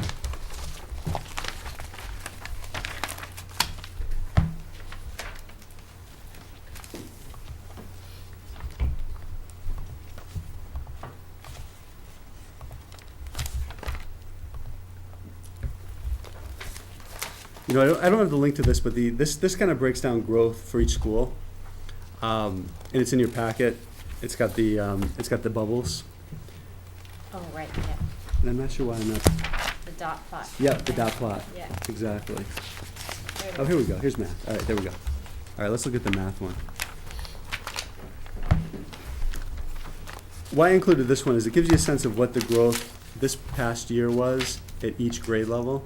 So you get a sense of how the different grade levels did this past year in terms of growth. Ideally, you want all the bubbles in the top right-hand corner because that's high growth and high achievement. We're a little more mixed in math than we are in ELA in terms of our growth and achievement numbers. But again, it gives you a sense of where different grade levels are. And again, across the board, you can see, for example, grade 6 had a median SGP of 70, which is phenomenal. Absolutely phenomenal. And there's a number of high growth grades. So I'll just give you the ELA 6th grade growth was 70%. Math was 60. Yep. So our 7th grade did 63%. They were our top performer. But again, it gives you, it's just another way to look at the data.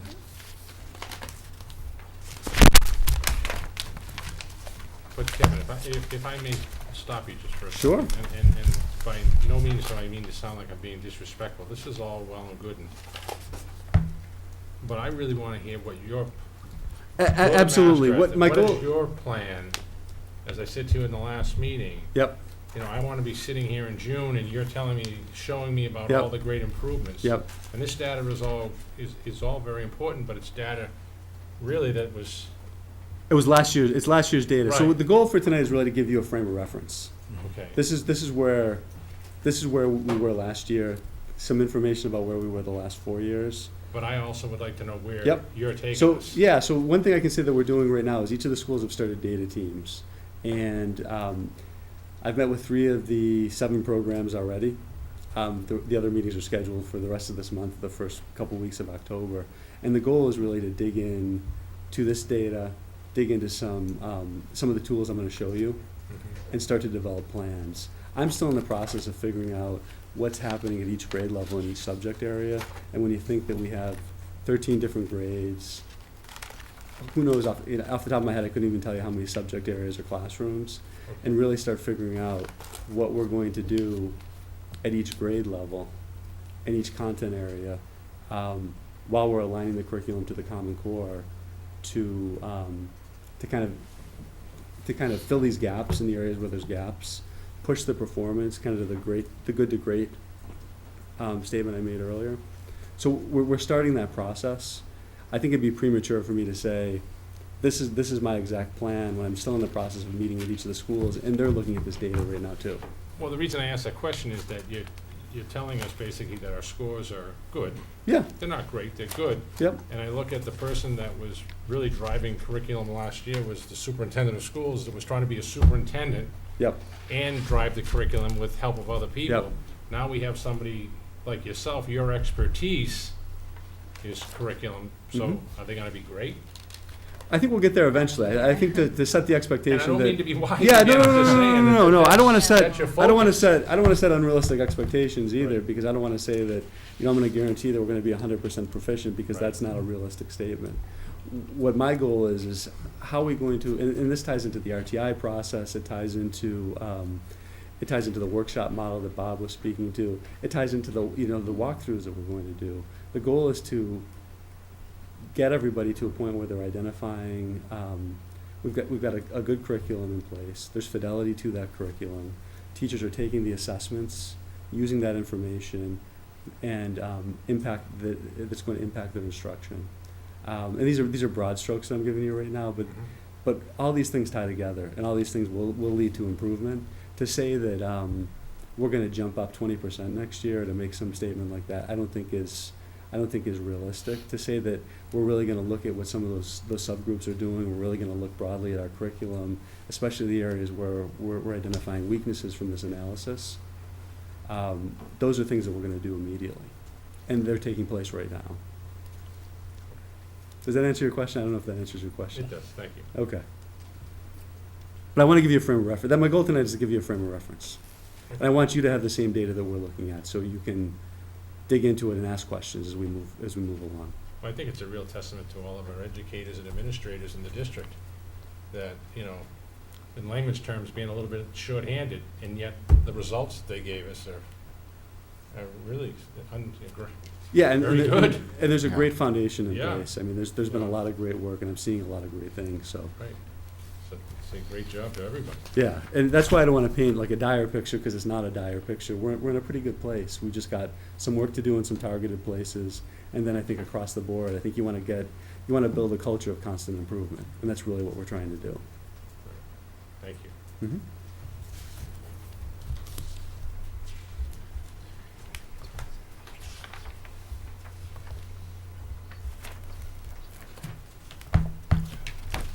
And again, we'll look at this chart really quickly for math. There's one for ELA too, but I want to give you just a sense of just another way to look at the growth.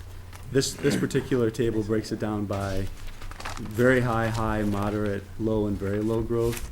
So you can really see over time kind of where that falls. And again, it's a little mixed, but it's just another way of looking at the data, because you want to see, and you can actually bring this down to the student level. So we'll have spreadsheets in place where we'll know who's making low growth, who's making very high growth. And sometimes you do prescriptions at the student level. And the schools are looking at how students are doing. They're breaking it down by question type. They're breaking it down by standard. And those are some of the ways you make improvements too. The thing that I want to emphasize is that if you see a dip or a jump in any one year, you don't want to get too excited or too disappointed, because you really want to look at the data over time. And you got to remember that it's a cohort going through. And there was a grade of students in my last district that made every teacher look like a genius, because their numbers went up dramatically that particular year. But then the next year they dropped, and everybody said, "What the heck happened?"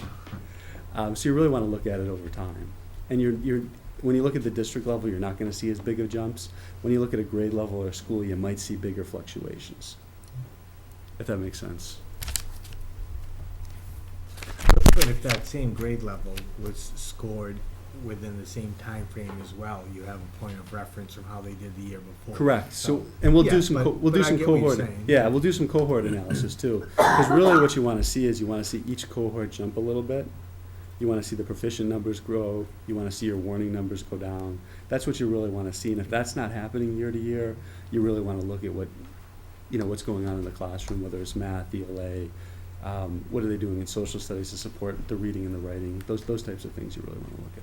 So, just trying to keep it, as I'm thinking about the parents that are sitting back there, sitting at home trying to watch this. And read through this. I know I'm killing you guys tonight. No, I'm killing you. I try to make things as simple as possible because it's the only way I understand it. So, you're not trying to take a bicycle and turn it into a race car. You're trying to take a race car and make it a little faster.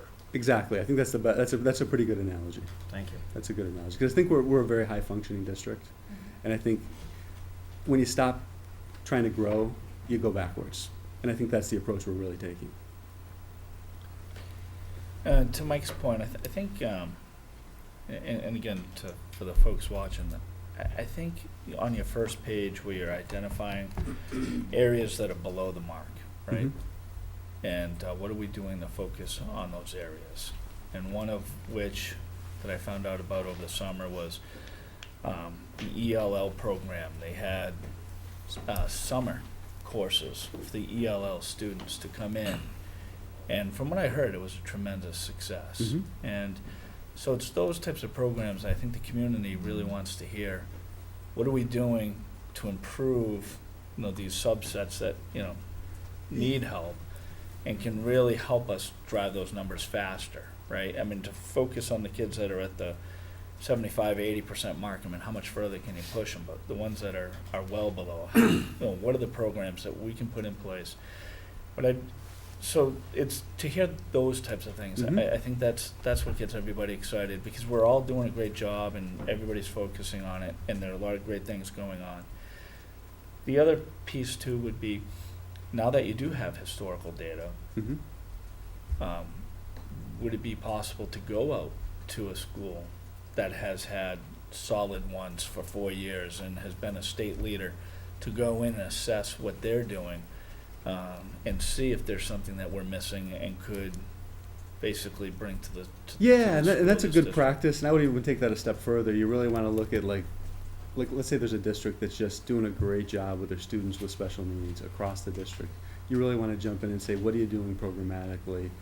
You know, what are you doing in terms of inclusion? What are you doing for support? Those types of things. No, that's a great point. And one of the other things that we learned, I think, last year was the importance of having those groups at the school meet collectively Mhm. and kind of really understand, you know, what's going on. I mean, today we saw your plan to go out to the schools and kind of, you know, see what they're doing on a day-to-day basis, but the importance of making sure that they're all working together to make sure that that handoff of that student from one grade to the next, we're aligning more and more things, Yeah, and that's and absolutely what being those in data sync, teams, so- that's what those data teams will be which is doing. fantastic. Yeah. So those are the things I'd like to see more data on over the, you know. Yeah, and again, I know it's we'll, a and we'll definitely, historical thing, yeah, we'll but what definitely kind do of an that. impact did that Yep. reading course have next year for the ELL students? What kind of an impact did those meetings have from one grade to another? Those types of statistics. Absolutely, and clearly the ELL efforts are paying off because we did meet the target this Right. past year. So that's a great example. All right, let me show you two more things, and then I'll stop killing you.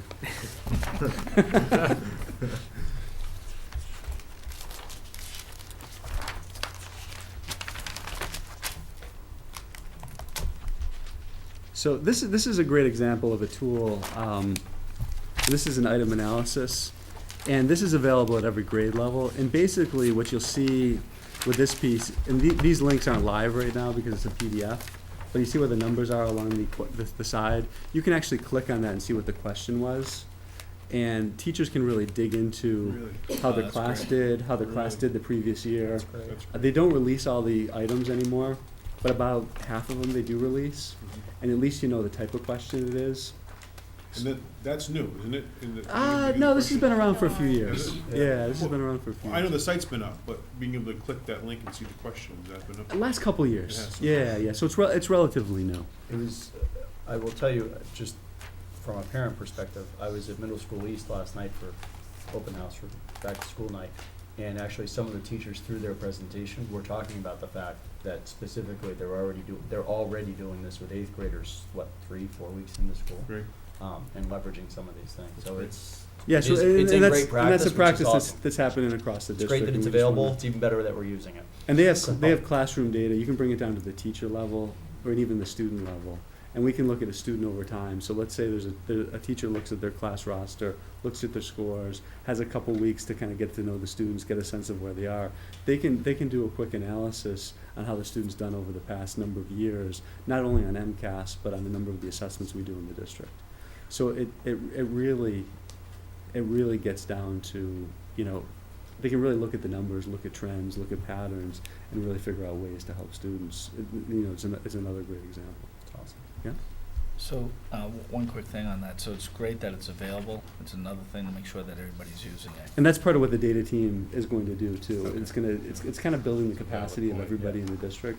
We want every teacher to be using these tools. Right. And also, when I talked about the data pyramid last time, we want to really look at classroom assessments too, and you really want to look at trends there. Because again, the MCAS is the autopsy, kind of to your point. Yeah, This has already happened, what are you doing? You know, what have you done for me lately? right. You really want to be able to take this data to impact the kind of the broad curriculum. We need to put more emphasis on this. We need to, write a little bit more in this particular area. We need to do this. What the classroom data does is it gives you the opportunity to immediately make a change.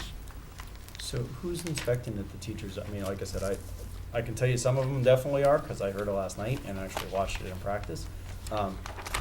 How's that inspection process work? Is So that something that you and the dad teams do? It'll or is be, that- yeah, so it's gonna be a combination of folks, actually. The principals will ultimately be responsible for the teachers in the building. But my goal is to work with each of the data teams, departments throughout the year, and I'm actually going to the meetings, and kind of working with them to kind of get to, so everybody's at least, there's kind of I don't even wanna say a level playing field, but everybody's at this standard, I think is a better way to put it. Could you make it part of those walkthroughs? Absolutely. We're gonna look at how they're using data, and I think one of the months is assessment. I forget which Yeah. one. And we try to line up the the topics of focus around if it's, when assessments might happen or when, the student engagement seemed like the least threatening piece to start with. So we picked that as the first topic, because everyone's engaging kids in some way. So as we begin to get familiar with us being in rooms all the time, then we can start to dig deeper. So, yeah, all this is tied to the data. All of this, I envision our leadership team carrying these binders with us to the meetings. So we have a frame of reference every time we meet. So I think the binders going is great. It was more just, I think the question that was coming from the committee is, how are we following up and ensuring, to Dawn's point, that Use it. each teacher is using the information? It's great that they've got information to make sure that they're aware that they've got access to it. How are we following up to give the teachers the support that, hey, listen, it's available, let me show you. Hey, can you show me how you're using this right now? Hey, here's a better way to leverage this information so we can help the students be even that much more successful. That way we're So, helping yeah, the so I students.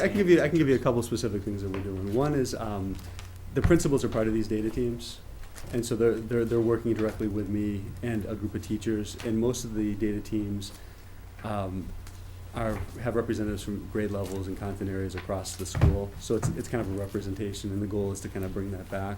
The other thing that I'm doing is on the October 11th Professional Development Day, I'm doing presentations at Woodland and at, for the middle school, so Stacy and East, on using data to inform instruction, to kind of build the district capacity.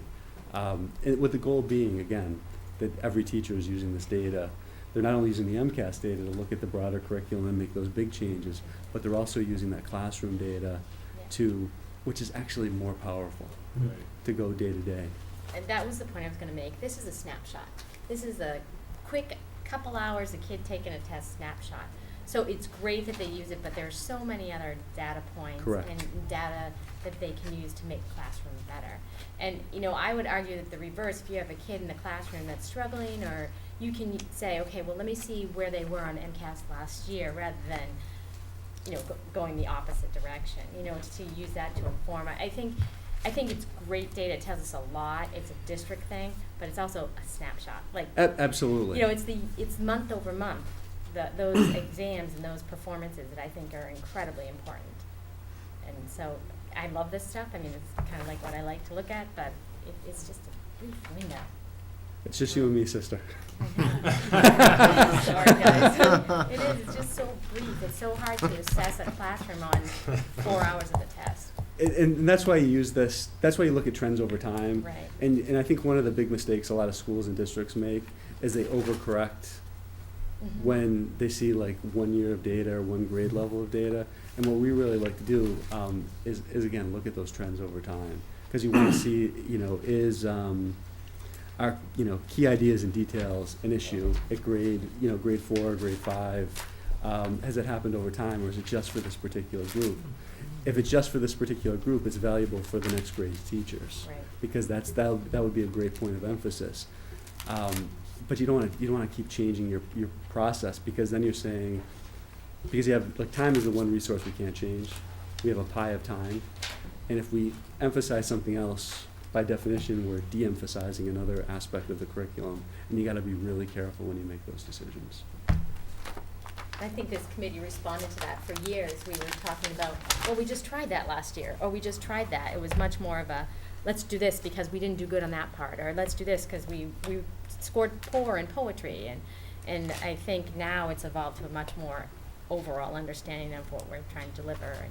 And, not that, oh, we did terrible. We only scored, 1 out of 20 kids got that question right. And if you look at some of these sheets, and again, I'm going to stop here because the show's going to stop anyways. Not because the pitchforks are coming out and the torches. But that's a very important point, because you really want to be careful about everything you do, because every change you make has unintended consequences. It has some intended consequences, but it has some unintended consequences too. And you really have to be careful about that. That's why we're trying to be really thoughtful about everything that we do. And I think the teachers do a really nice job of having a good sense of perspective in terms of the MCAS. It's a thing we talk about because it's in the paper, it's what we're judged on publicly, but it's to Christine's point, it's one of many assessments that we do. and one of many assessments that we use. And one of the things we're doing with the data teams is, as assessments roll out and we get the information, we're gonna be looking at each of those assessments, and kind of making some recommendations or judgments. And I'll kind of give you updates on that, brief updates on that, as we move forward. Kevin, every year when we discuss MCAS, consistently for every year that I've served in this committee, the challenge has always been, what can we do to help the subgroups Mhm. progress at a better rate? We've always acknowledged that our students that perform proficiently or in an advanced manner, you know, those grow incrementally, and they always have done, and we've always been proud of those students' performance. And it's always been the subgroups that we discuss that's talking about holding back some of our rankings and some of our averages. And so I look at this data, and I look at ELL, and I see growth in ELL. Mhm. And I see that's one of the subgroups that did have substantial growth over a 4-year period, where we have more students in the in the proficient range. And most importantly, a increasingly smaller number of warning and failing students, which is Yep. more important to me. So my question is, what are we doing in ELL that's allowing for growth in that subgroup? And how can we take the tactics that we've used, and I don't need an answer today. Yep. How can we take the tactics that we used to grow the ELL and apply those to some of our other subgroups? Yeah, and that's a whole, and that's a great point, a whole nother layer. And that's something that we're looking at too, and that's gonna happen at the principal level. It's gonna happen, like for special education, for example, we're looking very closely at the percentage of students in special education. Beyond that, we're looking at where are those students being educated in our schools. You know, the goal is to get as many students as possible receiving instruction in the general education classroom, because they're getting that full, robust curriculum, and that's really what you want. Yeah, you know, and I think that's what I mean by tactics, you know, Mhm. so I mean, are we employing different methods? Are we putting, you know, more students in classrooms with English-speaking students? Are we pulling them out more frequently for one-on-one effort? I mean, what are the tactics that we're using Mhm. that's created this growth? Because I'm a firm believer that it's more than just curriculum, that you know, 50% of learning is delivery, frankly, and creating an environment where that delivery can occur, where the child can accept it and actually learn from it and grow with it. And so I think it's great. I love to see this. I'm just wondering why are we doing this so well? Yeah, How can we duplicate it? it's a great question, and I'm still getting Yeah, my I don't arms expect an wrapped answer. yeah. around that particular program, but I think we're making nice progress there. So, you know, that's a credit to Jen Lancaster and all the ELL staff. Well, I think another thing that's important too is you know, we talk about, to Christine's point, we talk about it every year. We used to bring the principals in, we'd bring a couple educators in, we talk about MCAS scores, and some of them would leave the room brokenhearted, like they had, you know. And I used to say, Bob, you remember that, I said, you know, MCAS is important, but what about the start of the day? What about the child that doesn't want to come to school? What about the child that's you know, they do such a great job, and we're looking at a result of really what a great job they're doing, and we can't lose sight of it. This is important, but their overall day, they do an absolutely phenomenal job. Absolutely. And I think, again, I go back to you as, you know, the Assistant Superintendent of Curriculum Development. I really would like you to focus on that, is that if you are in an area where you think there's room for improvement, but that's only a part of what they do all day long, you know. And I think you'll do, I like your personality, I think you've got the ability to do it, you know, to keep everybody, you know, uplifted. Yeah, You know? that's the goal. I mean, we don't want to take the beatings will continue until morale improves. Yeah, it was awful. To Christine said, they used to walk out of the room and they just were like, you know, we don't want to do that to them. You know, here's data you're giving us tonight just on MCAS. They're doing a great job. And everything else they do is great. Yeah, and that's why it's about. about the conversation. So you're looking at the numbers and you're saying, this is where we are, where do we go? And you Right. do that with every data point. No, this is great. I mean, the data can definitely be overwhelming, but I certainly welcome this level of detail. And I think, as you Yeah. pointed out earlier, we rank slightly above average at the state level, which ranks extremely high nationally and worldwide. I think that's something that we shouldn't lose sight of, that we are doing well here. And obviously, we're focusing on the areas for improvement and how do we get better. And that's what this data does for us, right? It helps us identify what those areas of improvement are. And I'm confident that, the administration team and the principals are focused on this, and they're going to take the necessary steps to improve the numbers. But it also allows us as a committee to make more informed decisions too. So when we're sitting down with Bob, when we're putting together setting our goals for the coming year, or putting together a strategic plan, these are data points that we should be looking at, because we need to be focused on the outcomes, right? I mean, ultimately, it's about continuous improvement, so this will help drive some of those conversations. You know, and actually, Joe, you saying that sort of reminds me of something. Hearing Kevin speak about, I mean, I knew that we always ranked among, you know, the top 2 states nationwide in education. I've always known that. It was news to me that we rank among the top 10 internationally of students that are studying. And it sort of puts the highlighter over the fact that we have the 35th best public school in the best educated state in the country that is among the top 10 educated communities in the world. I mean, that makes me feel pretty good today. Nice And- stats. And you do lose sight of that when you're doing MCAS analysis, because you're so laser focused on where do we need to improve, that you don't sit back and say, you know, geez, we're doing a great job here, we're doing a great job here, we're doing a great job here, and I think that's an excellent point. And when you get to that level, I mean, it is the law of diminishing returns. I mean, you're going to get to a point where, yeah, you know what, two points is like moving heaven and earth. No, That's huge. Absolutely, especially when you're talking about thousands of students. Yeah, when you start at 0, getting to 50 is a huge jump. You'll see those big jumps, but when you're talking the top percentiles, yeah, you're going to see those incremental lifts. So Yep. it's great. Listen, it's a very comforting thought to kind of go home with at the end of the night, going, all right, we still got work to do, and it's great that you see that as the opportunity, and that we're seeing that as a district, and all that effort that's going into it, that we're not just relaxing on it, but it's not a bad jumping off point. And again, to a theme that Bob's kind of hit on since I've been here, there's a great team in place. I think everybody's committed to the students of Milford. And it's just been great to be in classrooms and see folks kind of doing that work, because it really is, I mean, it really is impressive. And in every classroom I've been in, there's been 2 or 3 things that I've walked away with to say, you know, whether it was a kindergarten class or regardless, like, oh, she did a really nice job with that, or that teacher did a great job explaining that particular concept. So I think we've got the you know, a lot of the right people in place, which is more than half the battle. Thank you. Thank you. Great.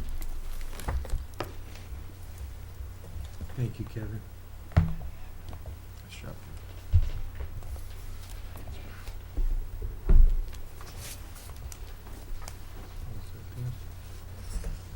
Next up, we have a subcommittee report. Safety and security, have anything? Oh, we do. We, Donnie and I actually met with, I'm gonna name him, Leslie Petnari from Brookside. We met with Mary Carlson from Stacy. We met with Julie Parsons from Woodland, and Mrs. Julian from Memorial, and got a real eye-opener. At one point in the meeting, I said to Donnie, this is a kind of a classic example of people putting together we changed it kind of from policy to program that really have no concept of what those people do every single day. And it really was. It was a great, great meeting, and a lot of great information came out of it. And Bob, I thank you for responding so fast the way you did. The emails from Donnie is that the secretaries want to be part of our safety subcommittee. And they should be. After sitting there and listening to them and listening to what they go through on a daily basis, for us to effectively, as a committee or as school committee members, make decisions that affect what goes on in our schools every day, they're the front people. And we got a really good understanding of what goes on in a school during the course of a day, that they're juggling, trying to, you know, be the front person, let people in and out of the school. So thank you very much for that, for getting them into the meeting, and hopefully we're gonna get the first meeting set up. But they just were, they're very concerned about the safety of everybody in the schools. And it was unique to Dawn and I keep saying that, but like Mrs. Petnari at Brookside, how much better secure her school is with swipe cards and things like that than, say, Mary is at Stacy, because of the way Stacy is laid out, you know. And those are things that we need to look at, and they want to help. You know, they're not pointing fingers at anybody. They're not saying that nobody's listening to them. They want to be on that committee because they want to help, and they think that everybody that's involved is doing a good job. They just want to get everybody involved. You know, so it was again, you know, we said to them, it reminded Dawn and I of sitting in our safety and security meetings. And I've said to you many, many times, you know, I have my way of looking at something, Joe Gresham has his way of, you have your way of looking at something, but when we get everybody together, we've had so many good ideas come out of those meetings. That's exactly what happened when we sat with these, you know, secretaries from the schools. They have such great ideas of how we can improve things for the security of the schools that we do. We need to listen to them. And again, I applaud you for responding so fast. And Donnie, I'll let you add to that. But Yeah, the things I got out of the meeting were their desire to have a unified process, right? Because every school's different, and they understand that there's a lag in technology, and that we're trying to do our best to correct that or make improvements in that area. They realized that some schools had the budget, or because they're a new school, that they got the swipe cards, and, you know, the woman at Woodland understood that she's probably last in line right now for anything like that because of new school. So they're not like, you know, slam the table and say, we want these things right now. But they're really, again, the ideas that came out of it were tremendous, and we want to work with them to make sure that we put a unified process in place. We outline what are those needs as far as resources, technology, all these different things, so we can, as a committee, understand what they are, what the impact is on the budget.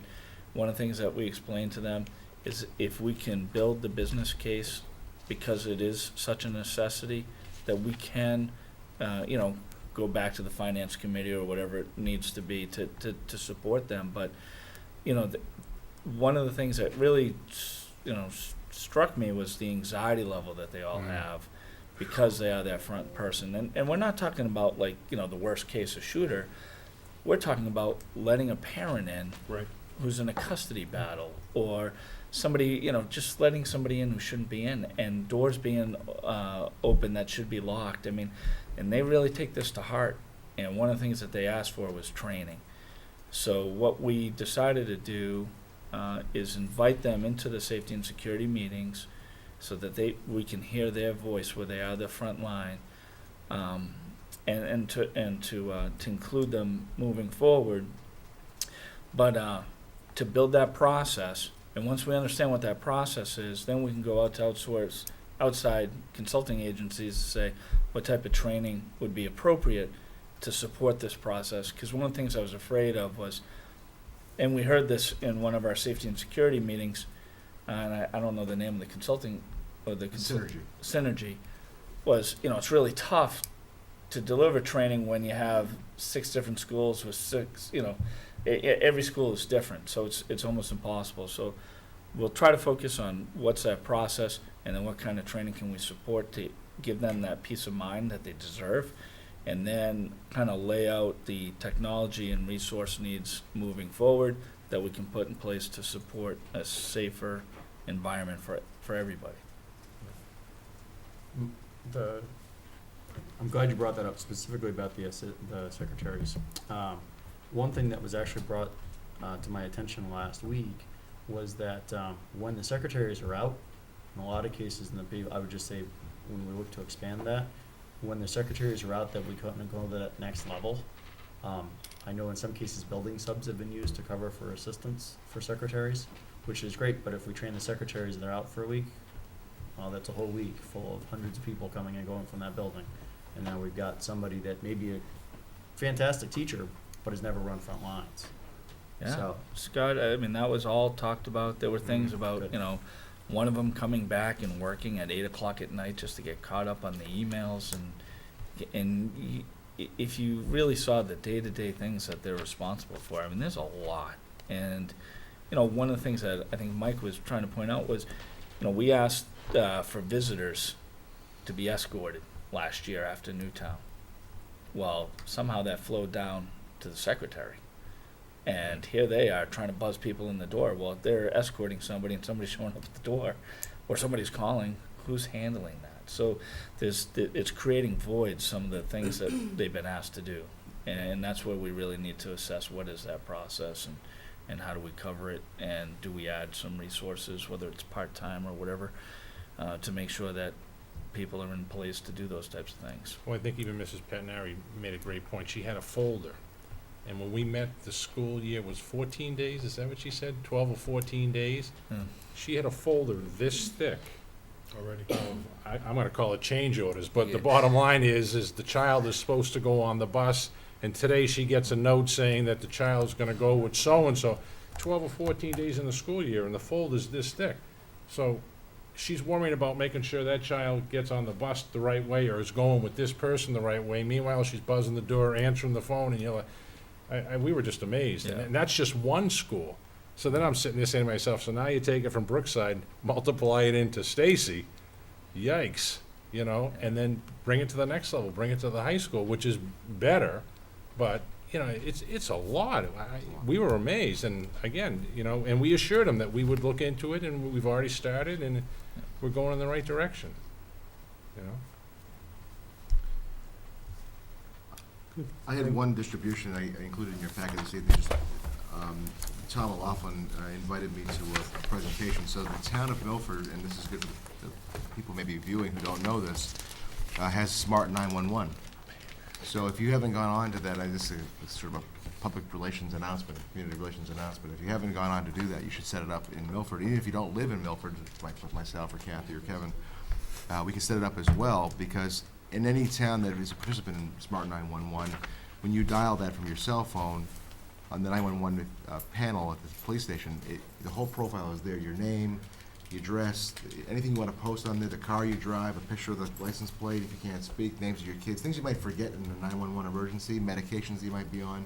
This is available free of charge to the residents of Milford. It's paid by the police department, obviously taxpayer dollars, but there's no cost to do this. This Rave panic button, we had a presentation. This is actually in sort of the beta testing phase, and it's just a quick little slideshow you can look through in here. But effectively, it's right now just for the iPhone, not for the Androids. It's a 911 call. You know, when you dial 911 from your cell phone, it dials the state police directly.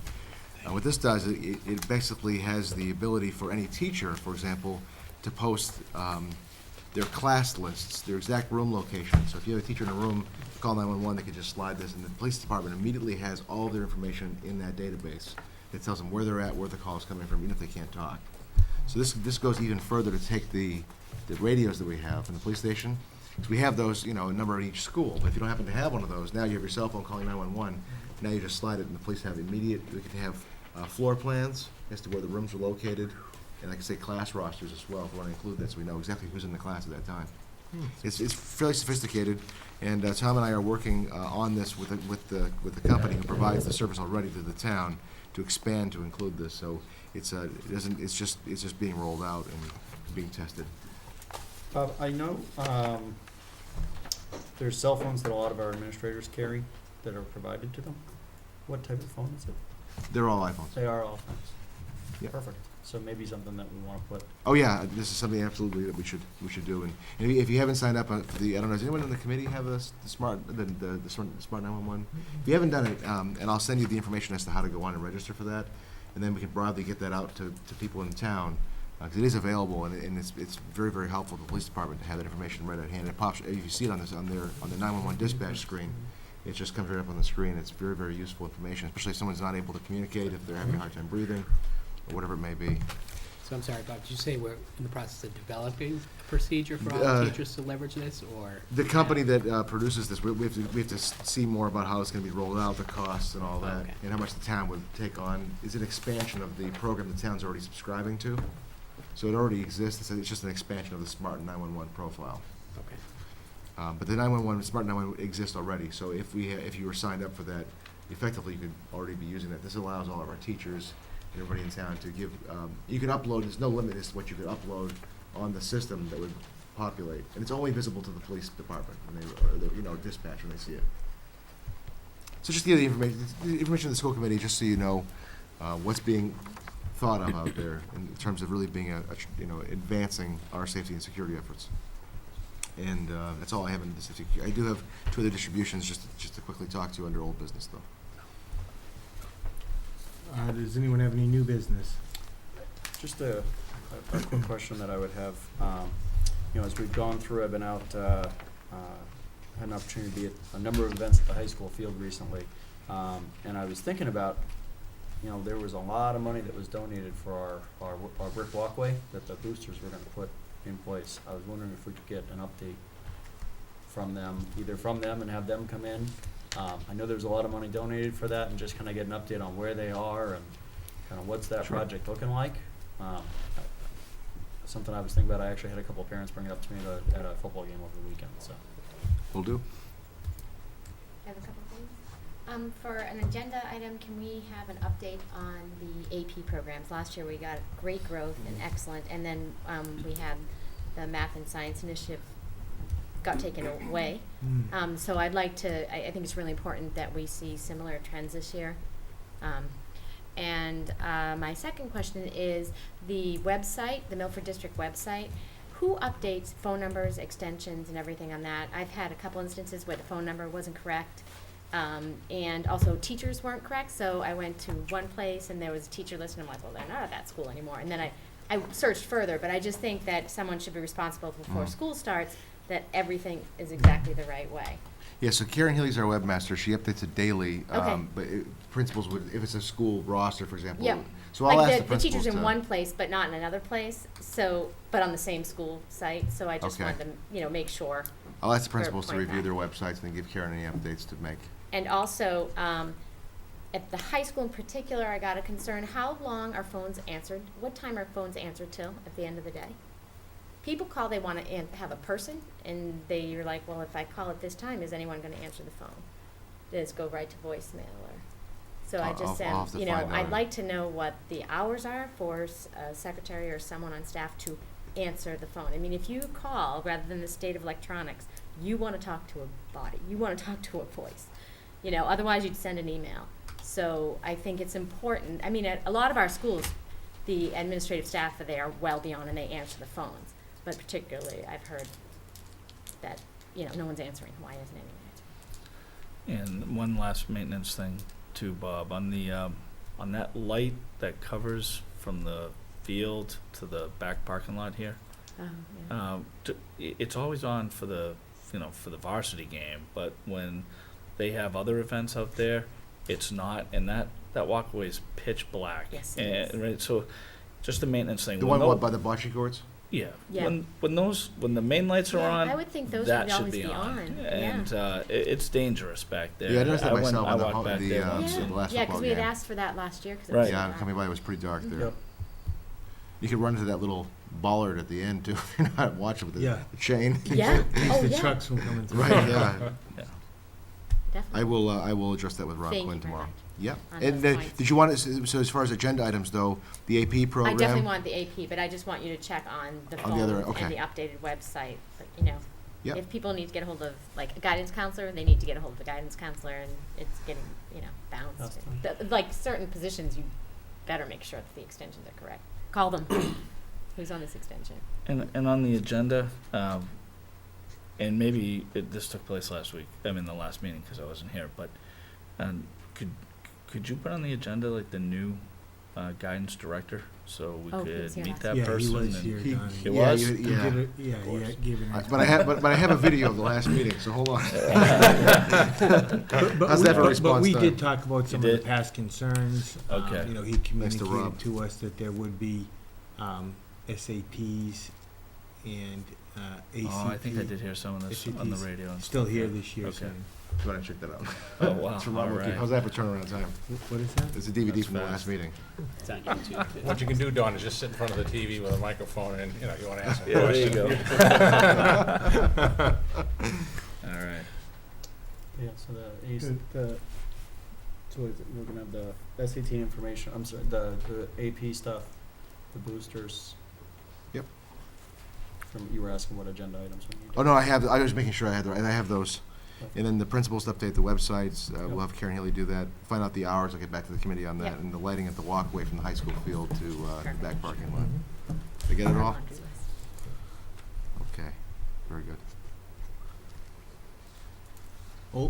So, old business, did we start to cover that? Yeah, I just wanted to, I'm not gonna go through it, but you have at your seat, the last meeting was requested, a list of colleges to which students were accepted.